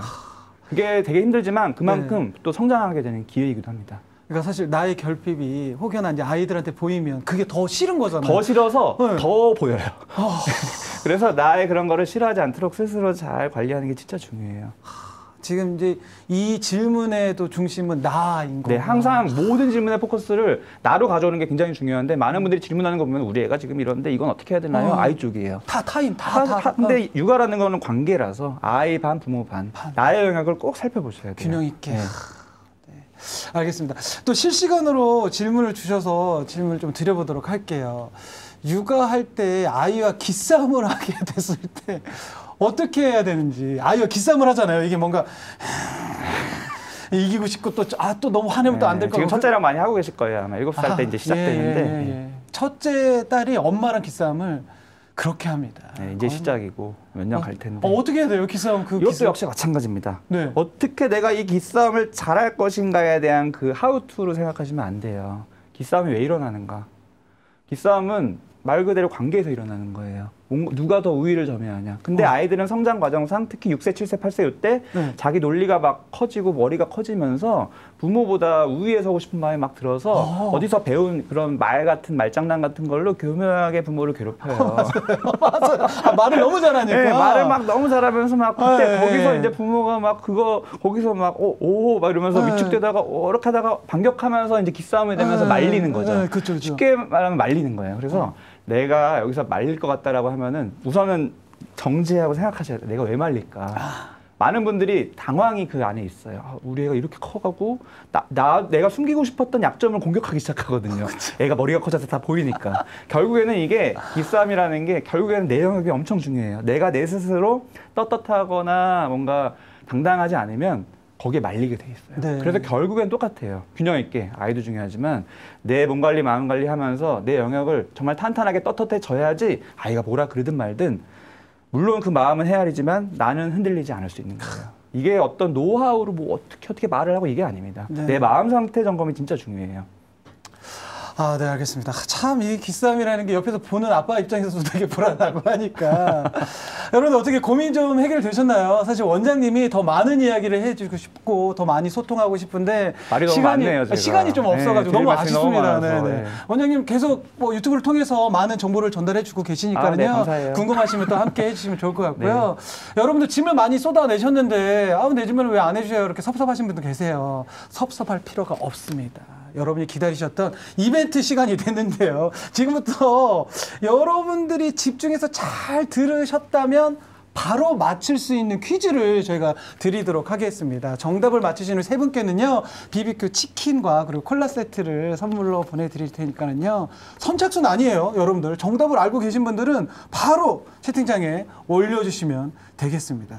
아, 우리 원장님의 강의 내용 중에 답이 있는데요. 원장님, 네. 문제 쉬운 거 하나 내주시죠. 네, 여러분들 다 맞출 수 있을 것 같아요, 지금. 아, 제가 네. 쉬운 문제, 진짜 쉬운 문제인데 이거 선물을 드리기 위한 문제입니다. 근데 지금 사실상 지금 이 질문에 지금 공을 못하는 게 계속 맞아 이러고 계시는 것 같아가지고 지금 퀴즈 나가는 거예요, 여러분들. 잘 맞히셔야 됩니다. 치킨과 콜라 여러분들 나를 위해서 먹는 거예요. 네, 나를 치킨은 위해서. 나를 위해서 먹는 나를 겁니다. 위해서 네. 콜라. 네, 자 원장님 문제.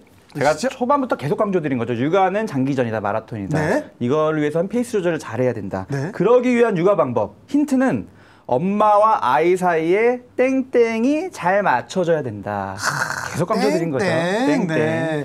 엄마와 아이가 예, 잘 맞춰져야 되는데 땡땡 육아입니다. 여러분들 다들 정답을 알고 계시는 것 같은데요. 아이, 엄마 이렇게 쪽으로 치우치는 게 아니라 바로 요거를 잘 해야 되겠죠. 네. 정답을 네, 올려주고 계십니다. 지금 난리가 났어요. 네. 자, 그러면 원장님. 네. 뭐 다들 알고 계신 것 같아요. 네. 정답은 알려주시죠.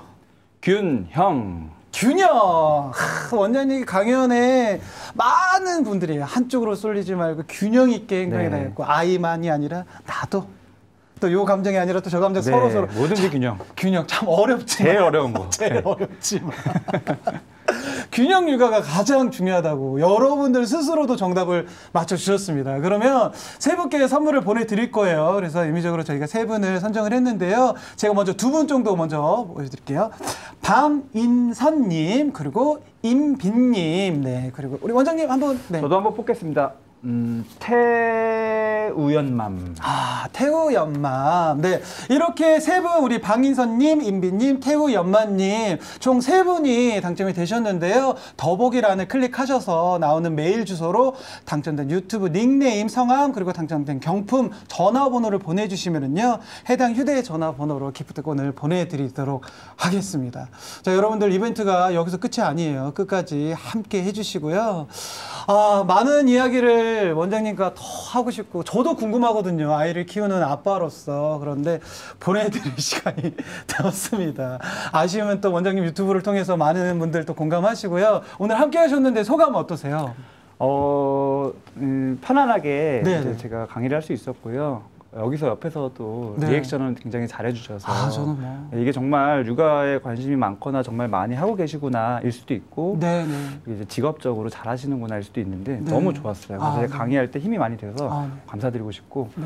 마지막으로 한 말씀만 드리면 네네. 엄마도 사람입니다라는 말을 꼭 잊지 않으시고 본인 관리를 정말 잘하시고 스스로를 사랑하실수록 아이한테 그 사랑이 전해진다고 꼭 네. 강조드리고 싶습니다. 네, 너무 감사합니다. 저서 어디서 주워들은 얘기 한 가지 도 해드리고 싶어요. 원장님 그 얘기 해주시니까. 비행기에서 사고가 나면 이렇게 산소호흡기가 떨어지잖아요. 근데 아이 먼저가 아니라고 하더라고요. 보호자 먼저. 아, 맞아요. 그 다음에 아이라고 하더라고요. 주옥 같은 비유네요. 네, 제가 저도- 담아가서 다음 강의 때 쓰도록 하겠습니다. 들었는데 나를 먼저 사랑하시고 그 사랑으로 아이를 키우시는 네. 우리 멋진 부모님이 되셨으면 좋겠고요. 자, 1부 영상 여기까지고요. 자, 잠깐 영상 보고 2부에서 돌아오도록 하겠습니다. 여러분들 어디 가지 마시고요. 잠시만 기다려 주세요. 네.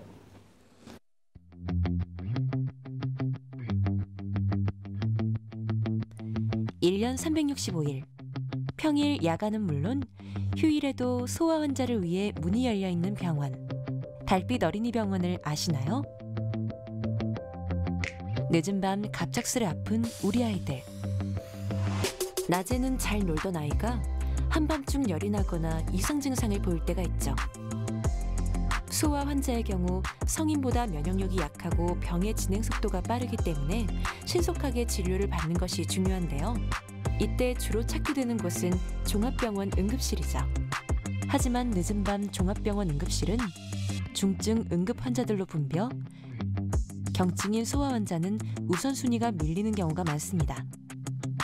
또한 응급실에서의 오랜 대기 시간을 견뎌내야 하는 아이는 바로 소아과 전문의의 진료를 받기가 어렵죠.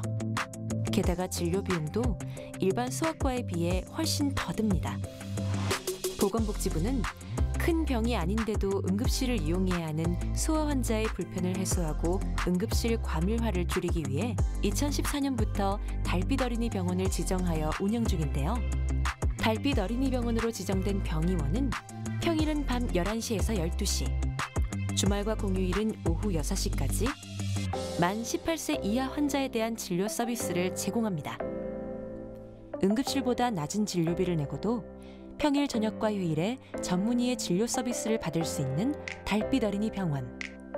현재 운영 중인 달빛 어린이 병원의 위치와 운영 시간은 달빛 어린이 병원 홈페이지와 스마트폰 앱을 통해 확인할 수 있습니다. 소중한 우리 아이 건강지킴이 달빛 어린이 병원.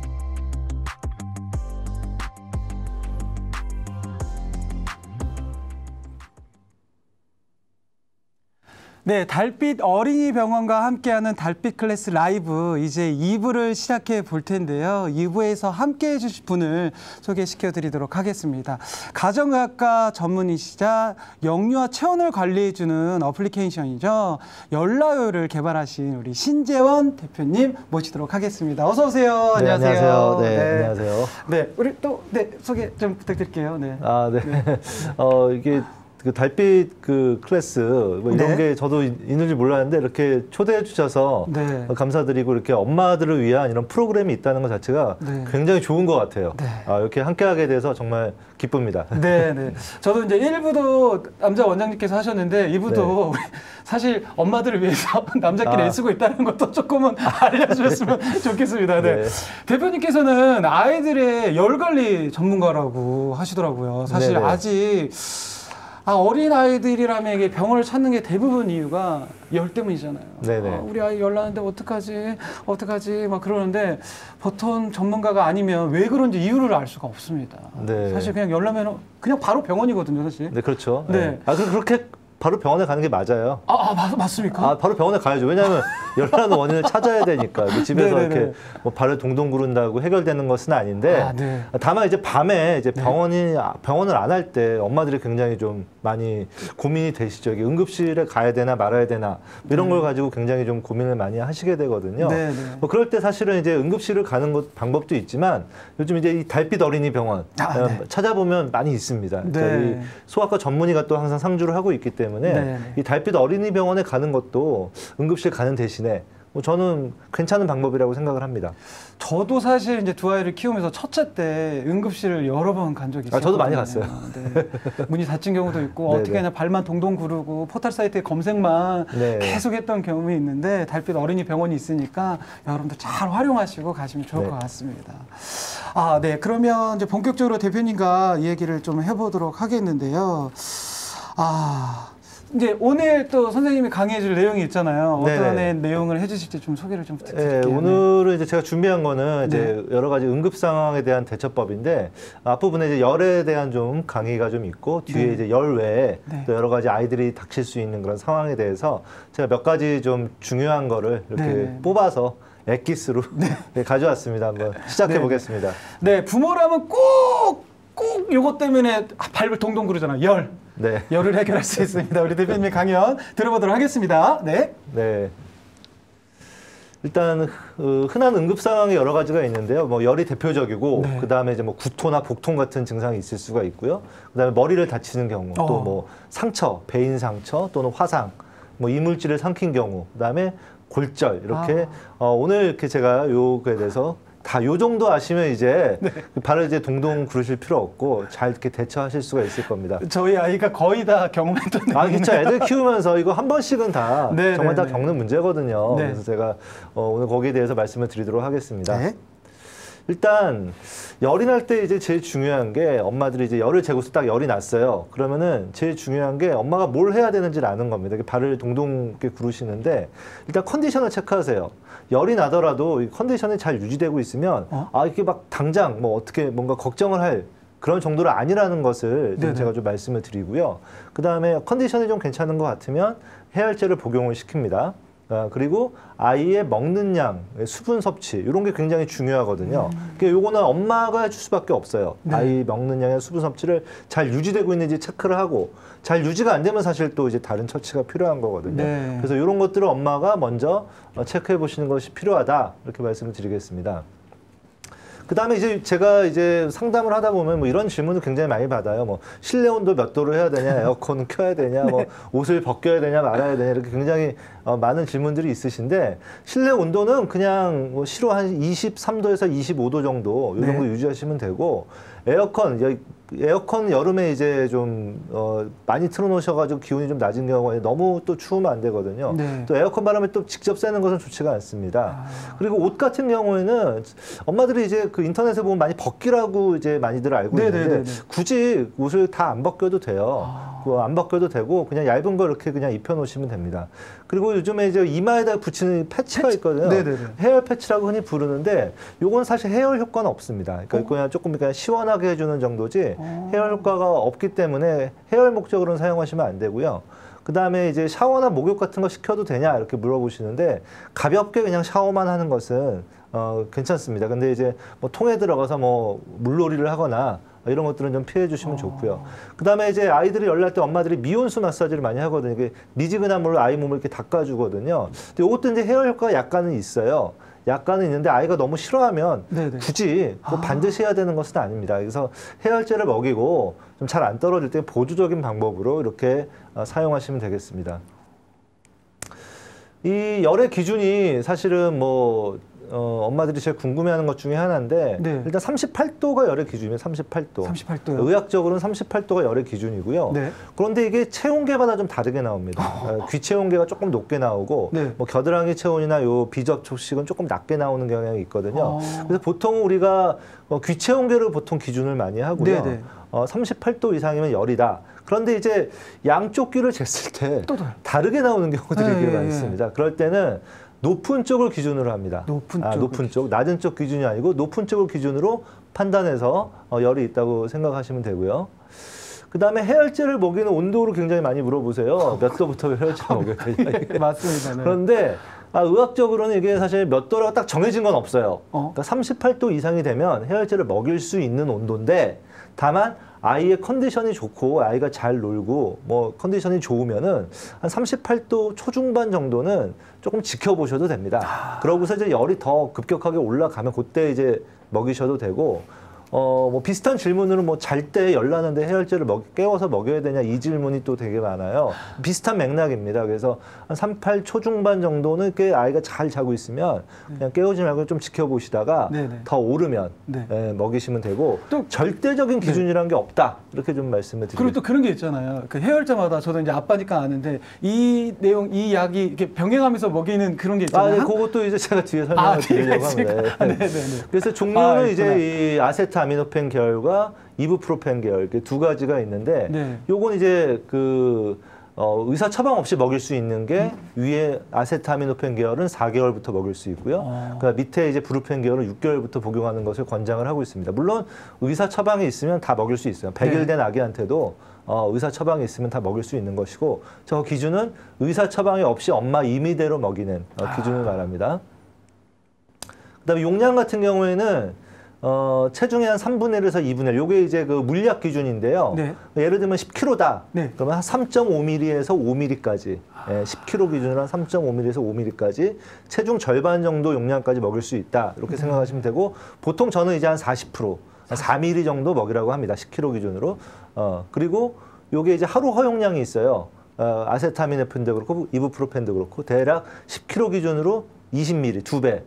2배 정도까지가 하루 허용량입니다. 그래서 아세트아미노펜 20ml, 브루펜 20ml 이렇게 각각 20ml씩 이렇게 먹일 수 있다. 이렇게 생각하시면 되고요. 그다음에 이 해열제 먹고 토했을 때 다시 먹어야 되나 이런 질문이 많은데 요게 이제 한 10분 내로 토했어요. 그러면 이제 보면은 네. 거기 이제 그 해열제 색깔이 다 토에 그렇죠. 나와 있어요. 네네네. 뭐 이런 경우에는 다시 먹이는 것을 권장합니다. 근데 한 20분 이상 지났는데 좀 다시 토했고 이런 경우에는 조금 한두 시간 정도 지켜보는 것을 이제 권장을 합니다.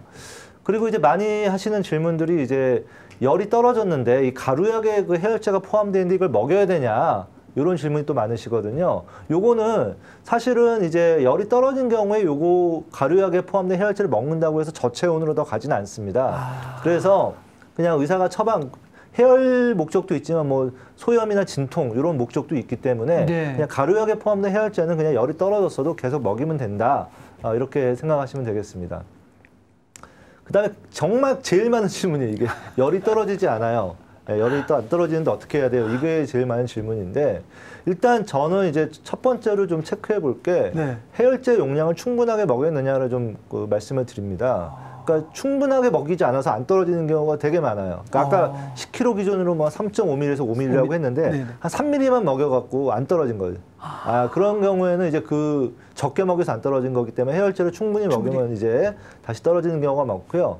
이게 왜 그러냐면 아이들은 이제 그 해열제를 먹여보시면 알겠지만 이걸 충분하게 다 먹는 게 힘들어요. 그래서 먹다가 이렇게 조금 이렇게 흘리기도 하고 네. 또 그 해열제 그 컵에 아니면 뭐 주사기나 이런 거에 남아 있어요. 네, 남아 있기 때문에 그거를 뭐 물에 타가지고 다시 먹여가지고 다 먹이는 게 아니라면은 애초에 좀 넉넉하게 주시는 것이 이런 것들을 고려해서 충분한 용량이 들어가게 하는 것입니다. 그래서 이제 의사 선생님들 보면은 굉장히 그 해열제 용량을 타이트하게 처방을 하거든요. 네네. 타이트하게 처방을 하기 때문에 그러다가 이제 조금 흘려서 용량이 적어지게 되면 열이 안 떨어지고 이런 것들이 좀 제가 많이 보는 그런 케이스입니다. 그러니까 너무 많이만 먹이지만 않으면 되는 거잖아요. 그렇죠. 그러니까 사실. 그 기준 예, 내에서 정확하게. 그 기준 내에서 먹이면 되는 네, 거기 때문에 네, 조금 네. 그래서 제가 이제 체중의 한 40% 정도, 40% 먹이는 것을 네. 권장을 하고 있습니다. 그리고 열이 떨어지지 않는데 이제 진짜 심각한 원인이 있는 경우가 있습니다. 이렇게 해열제를 적게 먹여 이런 문제가 아니고 네네. 정말 뭐 심각한 감염증이라든지 아니면 뭐 탈수가 와서 이렇게 열이 떨어지지 않는 경우가 있는데 탈수가 와서 좀 열이 잘 떨어지지 않는 경우에 이제 수분 섭취를 충분히 해주거나 뭐 수액 치료를 하게 되면 열이 떨어지게 되고요. 근데 일부 심각한 감염이 있습니다. 뭐 독감이라든지 네. 요로감염, 폐렴, 뇌수막염, 가와사키병 이런 것들이 있을 수 있기 때문에 열이 잘 해열제를 먹여도 반응이 없이 잘 안 떨어지는 경우에는 반드시 또 다시 의사에게 진료를 받으시는 것이 좋습니다.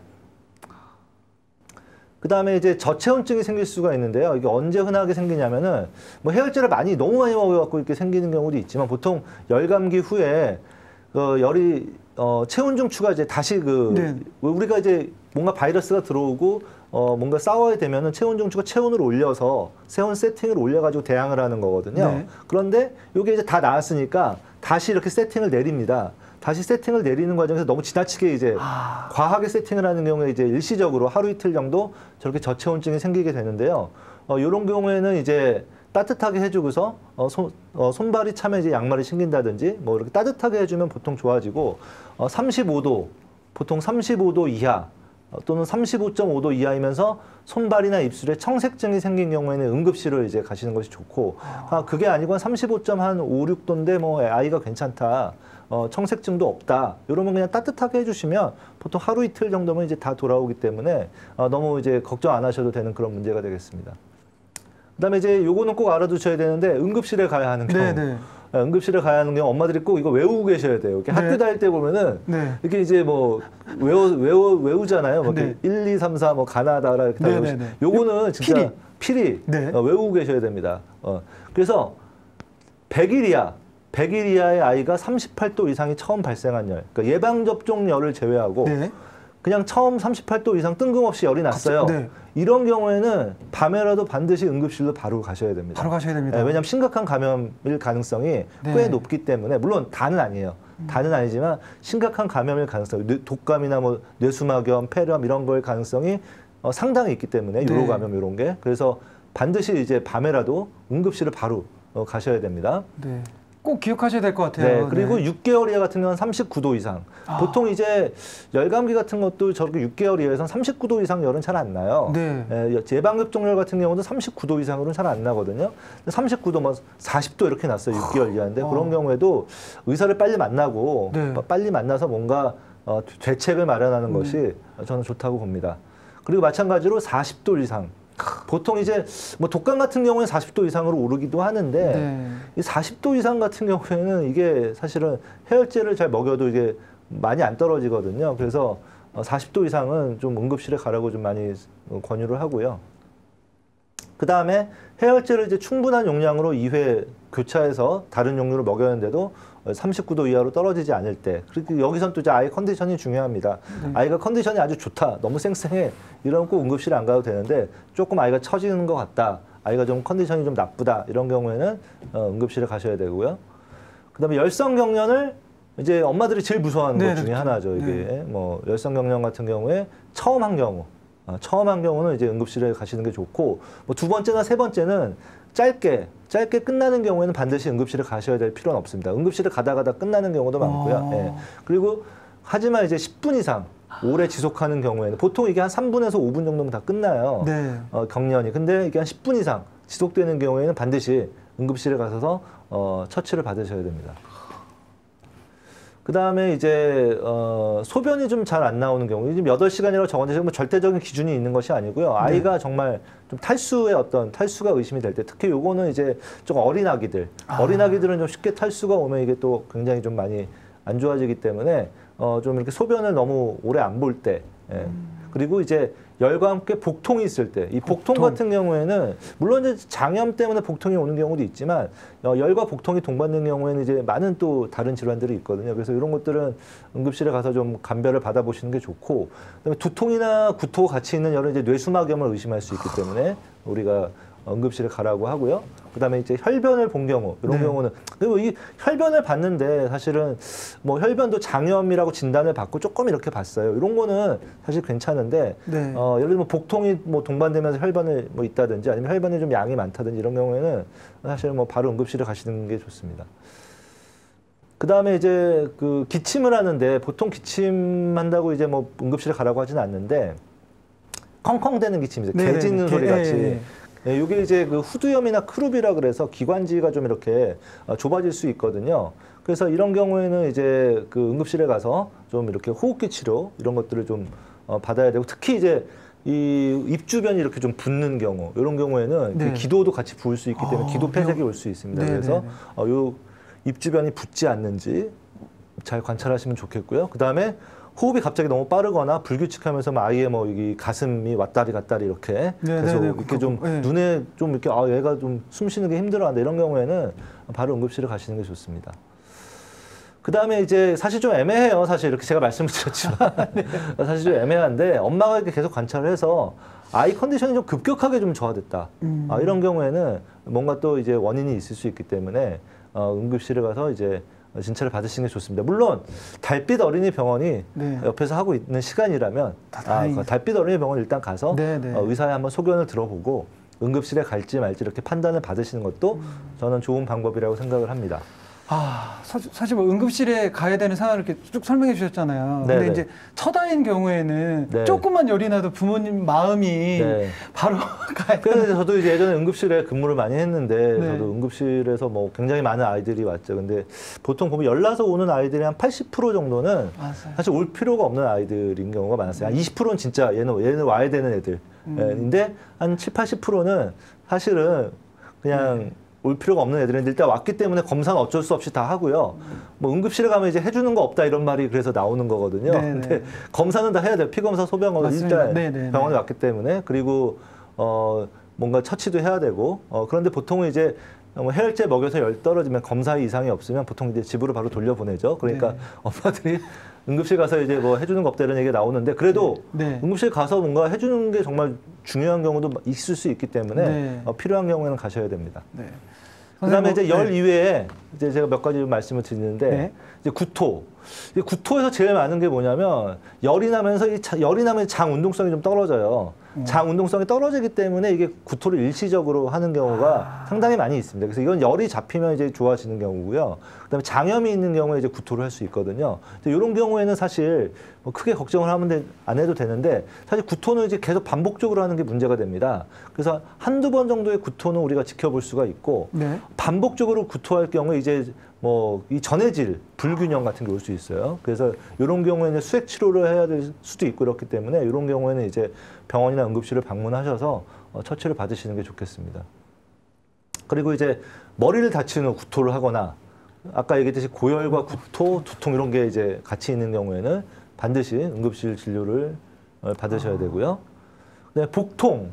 이 복통이 진짜 이게 의사들이 이제 그 보는 증상 중에 네. 가장 종류도 많고 가장 어려운 증상 중에 하나입니다. 가장 어렵고 가장 또 많고. 그래서 흔한 원인은 이제 장염인데 일부 이제 맹장염, 그다음에 장 중첩증 이런 것들이 있을 수가 있어요. 특히 소아 같은 경우에는 이런 맹장염 진단이 쉽지가 않습니다. 이게 맹장염이 쉽지 않기 때문에 복통 같은 경우에는 반드시 의사 진료를 받아야 되고요. 지속적이거나 통증의 강도가 점점 심해지는 경우 반드시 응급실을 가셔야 됩니다. 뭐 병원을 하는 시간에는 이제 병원에 가시면 되고요. 그래서 이제 5세 이하의 급성 충수염은 이제 증상이 애매모호해요, 사실. 우리가 이제 보통 맹장염 증상이라는 게 오른쪽 아래 배를 눌러가지고 네네. 굉장히 아프면 이게 맹장이라고 우리가 흔히 얘기 많이 하는데 아이들은 그런 증상이 없을 수가 있고요. 그 다음에 좀 비특이적으로 뭐 설사나 구토나 열 이런 걸로 그냥 일반적인 장염 증상으로 오는 경우가 상당히 많기 때문에 초기 진단이 어렵고 이거는 이제 초음파를 해야만 이제 진단을 할 수 있습니다. 그래서 반드시 진료가 필요한 부분이고요. 그래서 복통은 어머님들이 간단하게 생각하시면 안 돼요. 열은 보통 괜찮은 비교적 가벼운 그 원인들이 많은데 복통 같은 경우는 좀 심각한 원인들이 있을 수가 있다라는 것을 좀 알고 계시면 좋을 것 같습니다. 그다음에 화상, 이제 아이들이 화상 많이 입잖아요. 네. 이 집에서 보통 많이 발생합니다. 이게 밖에서 생기는 게 아니라 보통 집에서 발생을 하고 흔한 원인으로는 저런 것들이 있죠. 뜨거운 물, 네. 밥솥 증기, 요게 제일 많고요. 맞아. 그 다음에 뭐 고데기, 다리미, 네. 프라이팬, 그리고 런닝머신이 있더라고요. 런닝머신. 런닝머신 같은 게 이게 쓸려가지고. 마찰열로. 그 마찰열로 화상을 입는 경우가 많은데, 요거 어떻게 하셔야 되냐? 일단 흐르는 물에 20분 정도, 찬물로 환부를 시킵니다. 예. 근데 요때 꼭 옷을 벗길 필요는 없고, 뭐 벗겨지면 좋은데, 잘 안 되면은 꼭 옷을 그냥 옷 위로 이렇게 하셔도 크게 상관이 없어요. 근데 요거를 이제 더 세게 하신다고 그러니까 얼음 주머니 같은 걸 만들어서 어디서 본 게 있어가지고 이렇게 하시는데 얼음을 사용하실 필요가 없어요. 너무 이렇게 또 지나치게 그렇게 할 필요 없고 그냥 흐르는 물 정도의 찬물로 그냥 이렇게 환부를 시키시면 됩니다. 그러고서 요 젖은 수건으로 감싸고 의료기관으로 이동을 하시면 되고 수포가 생길 수가 있는데요. 보통 이제 수포가 생기면 2도 화상 이상이잖아요. 이런 경우에 절대 터트리지 말고 왜냐하면 2차 감염이 생길 수가 있기 때문에 터트리지 말고 바로 이제 의료기관으로 가시면 되겠습니다. 그 다음에 아이들이 많은 게 이거 있거든요. 이게 이물질. 예, 이게 상당히 이제 또 엄마들 막 되게 멘붕 오는 것 중에 하나인데 보통 3세 이하에서 많이 발생을 하고 아이들이 막 놀다가 막 이렇게 집어먹죠. 그래서 동전하고 이 플라스틱 장난감, 예를 들면 뭐 레고 같은 거 있잖아요. 이게 제일 많아요. 예, 동전하고 플라스틱 장난감. 그 외에도 이제 뭐 바둑돌, 뭐 머리핀, 귀걸이, 못 매우 이렇게 다양한데 이게 이제 좀 케이스 바이 케이스입니다. 그래서 가장 위험한 게 뭐냐면 자석이나 건전지예요. 특히 수은 건전지. 그래서 이 자석이나 건전지 같은 경우에는 식도 천공이 될 수가 있습니다. 걸려서. 식도가 이제 구멍이 나는 거죠. 천공이라는 게. 그럼 이제 응급 수술을 해야 되고 엄청나게 큰 수술이에요. 그래서 이 자석 및 건전지 같은 경우는 절대 그 아이들이 눈에 띄는 곳에 두시면 안 됩니다. 동전 같은 경우는 가장 흔한 건데 이런 거는 그냥 내시경으로도 제거가 가능하거든요. 그래서 동전 같은 경우는 그렇게 크게 걱정하실 건 아니에요. 진짜 무슨 큰일이 나는 경우는 없어요. 근데 이 자석이나 건전지는 정말 큰일이 날 수가 있습니다. 근데 가장 많이 또 쓰는데. 네, 그러니까 이제 네. 그런 것들은 정말 위험하니까 네, 아이들 손 닿는 데 두시면 절대 안 되고요. 네. 보통 이제 삼킨 경우에 크기가 크지 않은 경우는 대부분 다 자연 배출이 됩니다. 네. 그런데 한 10% 정도에서 이제 내시경이 필요하고요. 1% 정도는 응급수술이 필요하다. 이렇게 알고 계시면 될 것 같습니다. 그래서 이제 그 아이들이 뭐 삼킨 것 같다 그러면 입안에 뭐 남아있는 경우가 있어요. 그래서 입안에 넘어가기 전에 이렇게 한 손으로 이렇게 입을 이렇게 벌리고 네. 다른 한 손으로 이렇게 이물질을 이렇게 꺼내시면 되는데 이물질에 뭐 없는 경우 이미 넘어간 경우에는 어쩔 수가 없죠. 그래서 그리고 이제 가장 또 위험한 게 이 기도 쪽을 막아서 호흡 곤란이 있는 경우 이런 경우가 있는데 이럴 때는 이제 그 하임리법이라고 응급처치법이 있습니다. 그래서 저렇게 그 그림이 이렇게 있잖아요. 그림이 이렇게 보이시는 대로 아이의 뒤에서 한 손으로 주먹을 쥐고 이 흉골이 있어요. 여기 흉골. 네. 흉골과 이 배꼽 사이가 이제 여기가 이제 명치잖아요. 네. 명치 윗부분을 이제 반대쪽 손과 이렇게 마주 잡고 이렇게 강하게 이렇게 여기를 이렇게 압박을 해주시는 방법이거든요. 뒤에서. 그래서 이렇게 해주면은 응급처치를 할 수가 있습니다. 물론 이제 뭐 119나 이런 거는 이제 뭐 당연히 부르셔야 되고 아이들이 막 이렇게 뭔가 걸려가지고 킥킥킥킥 이렇게 될 때 이 하임리법을 뭐 유튜브 동영상 찾아보시면 굉장히 이렇게 잘 나와 있는 것들이 많아요. 그러니까 그런 것들을 한번 찾아보시면은 쉽게 그렇게 어려운 방법은 아니거든요. 이게. 그리고 이제 아이가 너무 어린 경우, 아이가 막 영아 같은 경우에는 이제 이렇게 등을 두드려서 이렇게 하는 방법도 있습니다. 네. 그 다음에 이제 골절. 뭐 저희 애도 그냥 거의 1년에 한 번씩 골절 되거든요. 굉장히 많은데, 이게 남자애들이 많아요, 아무래도 이게 많이 이렇게 활발하다 보니까 아무래도 남아들이 많고, 이게 혼자 놀다가 다치는 경우가 대부분입니다. 그래서 어디를 많이 다치면 이제 팔꿈치, 그다음에 어깨, 발목 이런 데가 이제 많고, 그 아이들이 이제 골절이 문제가 되는 건 이제 성장판 손상이 있을 수 있다. 그래서 이게 문제가 되는데 한 20% 정도가 성장판 손상이 있을 수 있다고 합니다. 그래서 이게 상당히 왜냐하면 이제 성장판 손상이 있으면 뭐 길이가 충분하게 자라지 않아서 한쪽이 조금 짧게 된다거나 이런 문제가 생길 수 있거든요. 그래서 이런 경우에 이제 반드시 이런 경우는 뭐 아주 바로 의사에게 좀 처치를 받아서 엑스레이를 찍어보고 성장판 손상이 됐나 안 됐나 이런 거 굉장히 판단하는 게 중요합니다. 그리고 침대에서 영유아 같은 경우 침대에서 많이 떨어져요. 그래서 아기들 같은 경우에 이제 침대에서 뚝 떨어져가지고 근데 아기들이기 때문에 그냥 울기만 하고 사실 뭐 예를 들면 좀 큰 애들은 뭐 팔을 이렇게 올려보라 그러면 올려보고 그렇게 말을 따라하는데 아기들은 그걸 못 하거든요. 그런데 요 쇄골이 골절될 수 있어요. 쇄골이라는 게 여기 이렇게 있는 뼈잖아요. 이 쇄골이 이렇게 똑 부러질 수가 있습니다. 그래서 이런 경우에는 엑스레이를 찍어봐야지가 알 수 있고 이런 경우에 이제 병원으로 가셔가지고 침대에서 떨어진 경우에는 엑스레이를 꼭 찍어보셨으면 좋겠습니다. 그래서 이제 골절이 발생했을 때는 이제 발생 부위를 좀 고정을 하고 왜냐면 이렇게 덜렁덜렁 거리면 안 되니까 좀 이렇게 부목같이 이렇게 돼가지고 좀 근데 너무 이렇게 세게 하실 필요는 없고 그냥 움직이지 않게 관절이 움직이지 않을 정도만 이렇게 않을 정도만 간단하게 하셔서 바로 이제 정형외과나 응급실을 방문하면은 그 다음부터는 이제 의사들이 알아서 합니다. 그러니까 너무 걱정 안 하셔도 되고요. 제 강의는 여기까지 마치도록 하겠습니다. 사실 선생님 강의를 들었는데 거의 뭐 무슨 백과사전처럼 해주셔가지고 지금 이 영상은 여러분들이 그냥 꾸준히 계속 보는 영상이었으면 좋겠어요. 외워야 됩니다. 왜냐면 이게 급하면 또 이게 생각이 안 나요. 생각이 안 나기 때문에 그냥 이렇게 외워두셔야 됩니다. 그러니까 이제 뭘 찾기보다는 이럴 때 어떻게 했지? 이럴 때 어떻게 했지를 딱 포인트로 주셨으니까 그리고 사실 뭐 저도 이제 두 아이의 아빠고 아이를 첫 아이일 때는 뭐 이런 소리 저런 소리 들어도 무조건 병원으로 가잖아요. 그러니까 너무 걱정 안 하셔도 될 것 같습니다. 우리 선생님께서 강연해 주신 대로 내용 잘 숙지하시고 이럴 땐 요렇게 이럴 땐 요렇게 꼭 잘 헤쳐나가시길 바라겠습니다.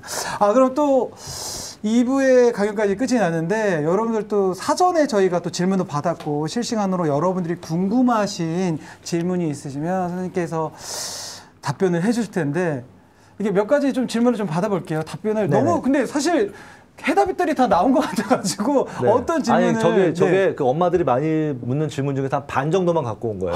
중요한 건 반 정도 갖고 와서 사실 아마 질문들이 더 나오실 겁니다. 아마. 네. 그럼 먼저 사전 질문으로 접수된 것부터 여쭤보도록 하겠습니다. 아이가 뛰어다니다가 넘어지거나 부딪혔을 때 외상이 없어도 병원에 가야 할까요?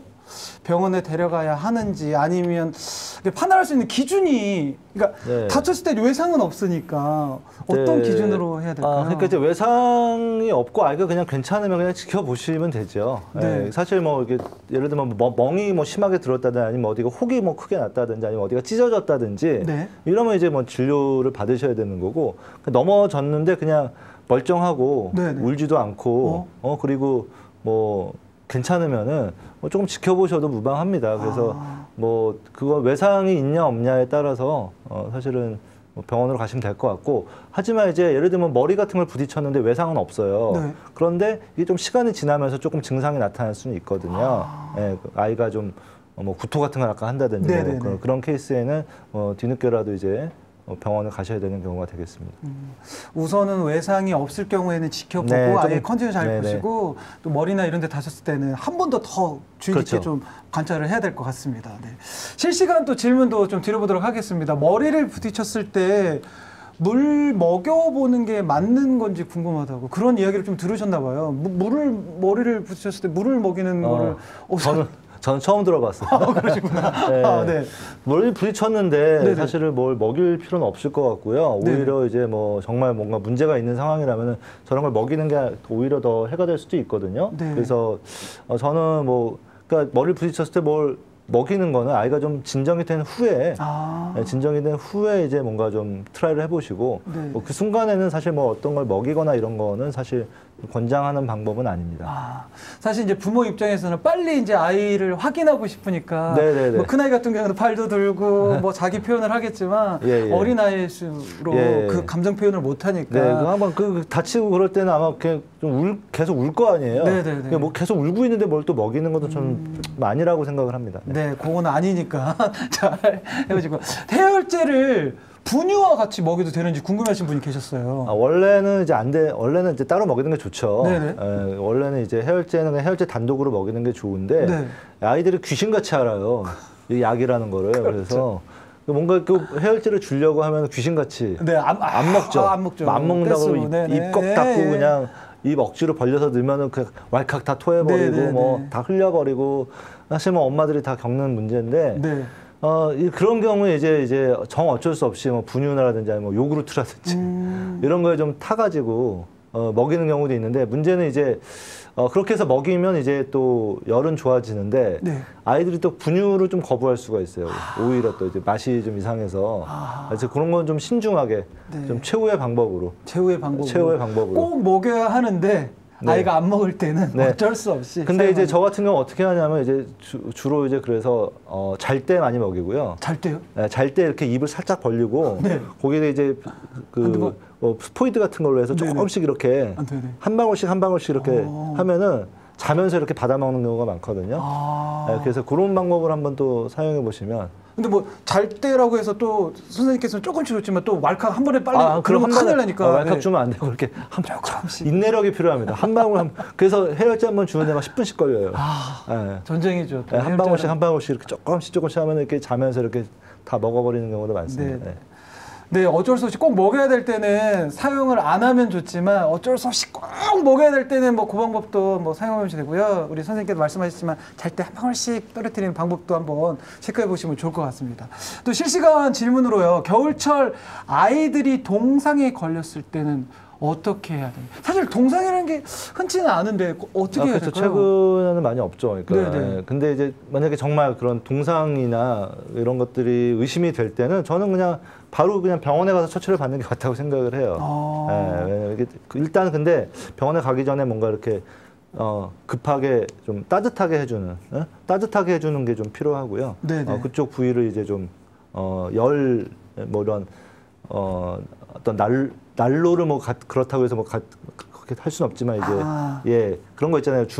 뭐 주머니 난로 같은 거 네네네네네. 그런 것들로 해서 좀 따뜻하게 해준다든지 급하게 이제 그런 처치는 할 수 있다고 생각을 합니다. 근데 기본적으로 동상이라는 거는 이제 엄마가 집에서 뭘 컨트롤할 수 있는 병은 아니고 동상이 진짜 생겼으면 거기 이제 뭐 감염도 될 수 있고 그러거든요. 네네네네. 그런 경우에는 당연히 이제 병원에 가서 약도 처방 받아야 되고 거기 뭐 소독도 해야 되고 뭐 그런 문제가 발생을 합니다. 네. 네. 사실 이렇게 극단적으로 그런 거 있잖아요. 너무 이제 화상을 입어서 뜨거우니까 너무 찬 것도 사실은 안 좋은 거고 그렇죠. 너무 찼을 때 너무 네. 뜨거운 것도 안 네, 좋다라는 네, 네. 거. 네, 네. 알겠습니다. 또 네 번째 실시간 또 질문인데요. 고열로 자고 있는 아이를 깨워서 해열제를 먹여야 되는지. 네, 그거 아까 제가 잠깐 답을 드린 것 같은데 한 38 초중반 정도, 38도 초중반 정도는 그냥 잘 자면 저도 지켜보고요. 네, 네. 그 이상으로 올라가서 걔가 열이 계속 올라가는 추세다 이러면은 저는 먹입니다. 저는 예를 들어 한 39도 정도 된다. 그럼 저는 대부분 먹였어요. 저는 왜냐하면 그렇게 열이 지속이 되면은 아이가 깹니다. 깨죠. 한두 시간 깨가지고 이제 그때부터 뭐 칭얼대고 막 계속 네, 네, 네. 또 뭐 토하고 뭐 이런 것들이 또 생기기 때문에 경험상 저는 먹이는 게 좋은 것 같아요. 그러면 저의 질문, 제가 갑자기 질문이 생각나는데 네. 아이가 이제 열로 잠을 자고 이제 땀이 많이 나잖아요. 네네.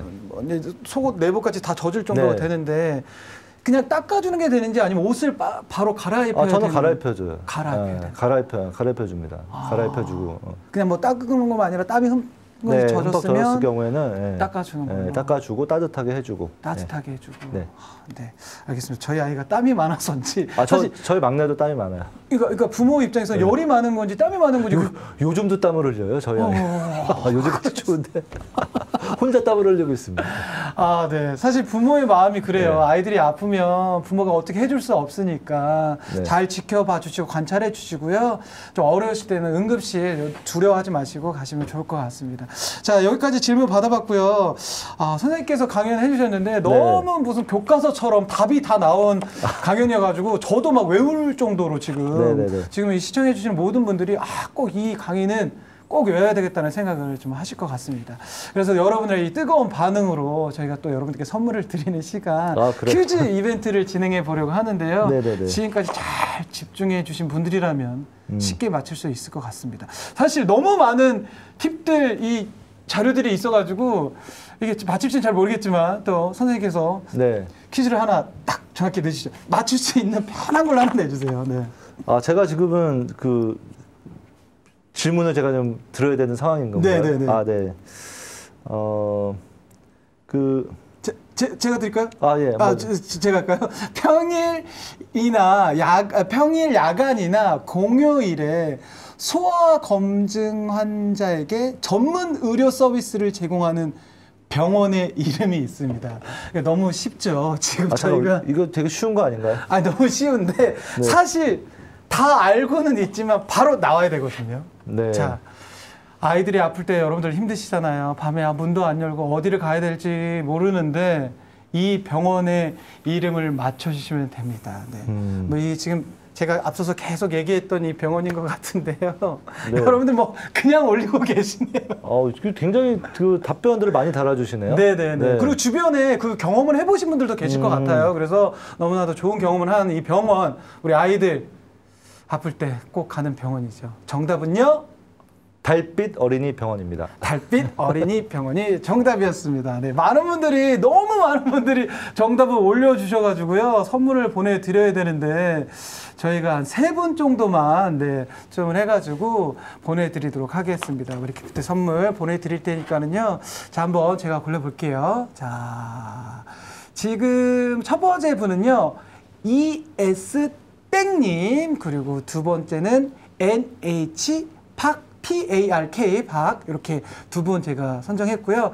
나머지 한 분 또 소개 부탁드리겠습니다. 리켄님. 리켄님. 이렇게 세 분. 리켄이 무슨 뜻인가요? 그러게요. 여러 가지 뜻이 있겠죠. 네, ES땡님, 그리고 NHPARK님, 그리고 리켄님이 세 분, 정답 맞춰주셔서 저희가 또 선물 보내드리도록 하겠습니다. 네, 그 총 3분은요, 더보기란에 있는 메일 주소에 유튜브 닉네임, 그리고 당첨된 경품, 성함, 그리고 전화번호 남겨주시면은요, 그 전화번호를 통해서 도미노 피자 기프트권을 보내드리도록 하겠습니다. 축하드립니다. 예, 축하드려요. 네. 자, 어느덧 1부, 2부 이렇게 함께 진행해 봤는데요. 또 어느덧 시간이 이렇게 됐네요. 네. 신재현 대표님과 또 함께한 달빛 클래스 라이브. 선생님, 어떠셨어요? 많은 정보를 주셨는데. 네. 생각보다 시간이 너무 금방 간 것 같고요. 사실은 저도 더 좀 많은 내용을 더 가져왔으면 좋지 않았을까. 좀 오늘 준비한 내용이 조금 적었나 이런 생각 드는데 뭐 이게 첫 번째니까 다음에 또 이런 기회가 있으면 그때 또 다시 이렇게 다른 또 내용으로 한번 찾아뵙도록 하겠습니다. 네, 너무 좋은 정보 주셔가지고 너무 감사하고요. 네, 달빛 클래스 라이브 우리 이외에도 더 많은 우리 더보기란을 클릭하시면요, 달빛병원에 관련된 영상과 컨텐츠들이 만나볼 수 있게끔 제가 채널 링크를 남겨두도록 할 테니까요, 꼭 확인해 주시면 감사하겠습니다. 우리 궁금하신 분들을 위해서 홈페이지와 응급 의료 정보까지 또 웹으로도 확인할 수 있거든요. 웹페이지도 제가 남겨둘 테니까요, 다운 받아 보시고요. 그리고 한 가지 더, 영상 아래 더보기란을 클릭하시면은요, 여러분도 오늘 두 가지의 강연, 우리 만족도 조사 링크가 있습니다. 오늘의 강연에 대한 여러분들의 의견을 들려주시면 저희가 추후 진행될 우리 달빛 클래스에도 많은 도움이 될 예정이니까요, 우리 사전 설문조사, 사후 설문조사 모두 또 참여하신 분께 우리 추첨을 통해서 무려 20분께 우리 베스킨라빈스 파인트 기프티콘을 또 선물로 보내드린다고 하니까는요, 우리 마지막까지 저희에게 또 관심 많이 지켜주시면 좋겠고요. 대표님, 오늘 강의하시느라 너무 고생하셨고요. 우리 마지막으로 우리 아이를 둔 엄마 아빠에게 한마디 좀 해주시죠. 네, 아이 걱정되거든요. 아프면 어떻게 키워야 되는지. 네. 사실 아이를 키우는데 정답이 있는 건 아닌데, 이 아이가 아픈 상황에서는 정답이 있는 것 같아요. 그래서 저는 부모님들이 그래서 끊임없이 좀 이런 거에 대해서 좀 공부를 좀 하시고, 그래야 그런 어려운 상황에서 또 내가 잘 대처를 할 수 있고, 그렇기 때문에 저는 좀 부모님들이, 엄마 아빠들이 아이의 그 어떤 아픈 상황에서 어떻게 대처할까, 이런 것들은 꼭 알아두셔야 되는 그런 내용이라고 생각을 합니다. 네, 감사합니다. 네, 그럼 이제 정말로 마무리를 할 시간입니다. 요즘 일교차가 크고 또 여러 가지 어려운 시기인데요. 이럴 때일수록 우리 건강이 가장 중요한 거 아시죠? 우리 달빛 어린이 병원, 그리고 우리 정우열 원장님, 우리 신재현 대표님과 함께한 달빛 클래스 라이브 여기서 마무리하도록 하겠습니다. 저는 지금까지 정태호였고요. 우리 쌀쌀한 날씨 건강 조심하시고, 좀 꿀꿀한 시기잖아요. 여러분들 또 웃음 줄 수 있게끔 저도 최선을 다해서 여러분께 웃음 드리도록 하겠습니다. 우리 모두가 행복해지는 시간이 되었으면 좋겠습니다. 지금까지 달빛 클래스 라이브였습니다. 여러분들 고맙습니다.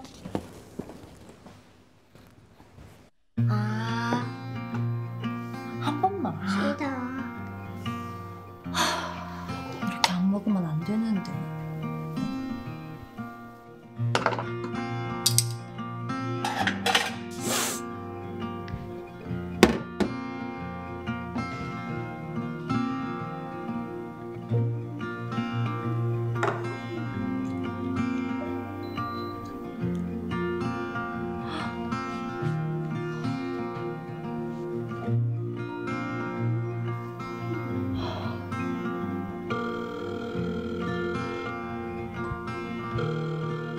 도윤이 많이 아파? 열도 있고 콧물도 나고. 병원을 가보는 게 낫지 않을까? 시간이 너무 늦어서. 그러게, 너무 늦었네. 응급실이라도 가볼까? 지금 병원 이용이 쉽지 않을 텐데.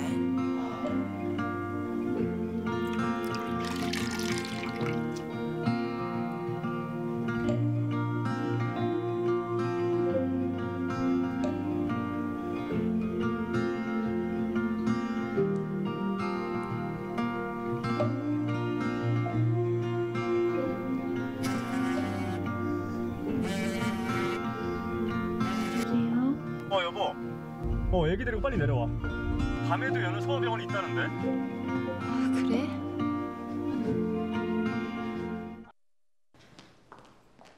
안녕하세요. 이쪽으로 오실게요.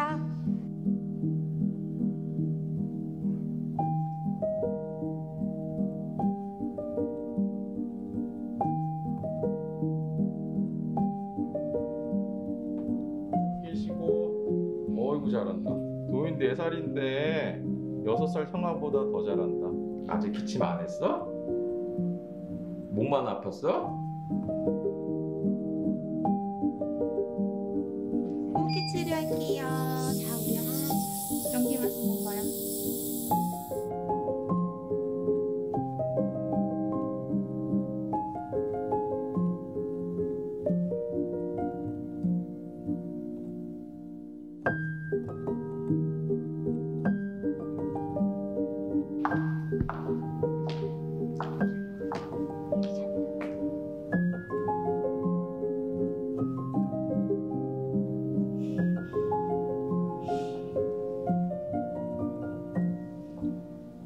소중한 우리 아이 건강지킴이 달빛 어린이 병원.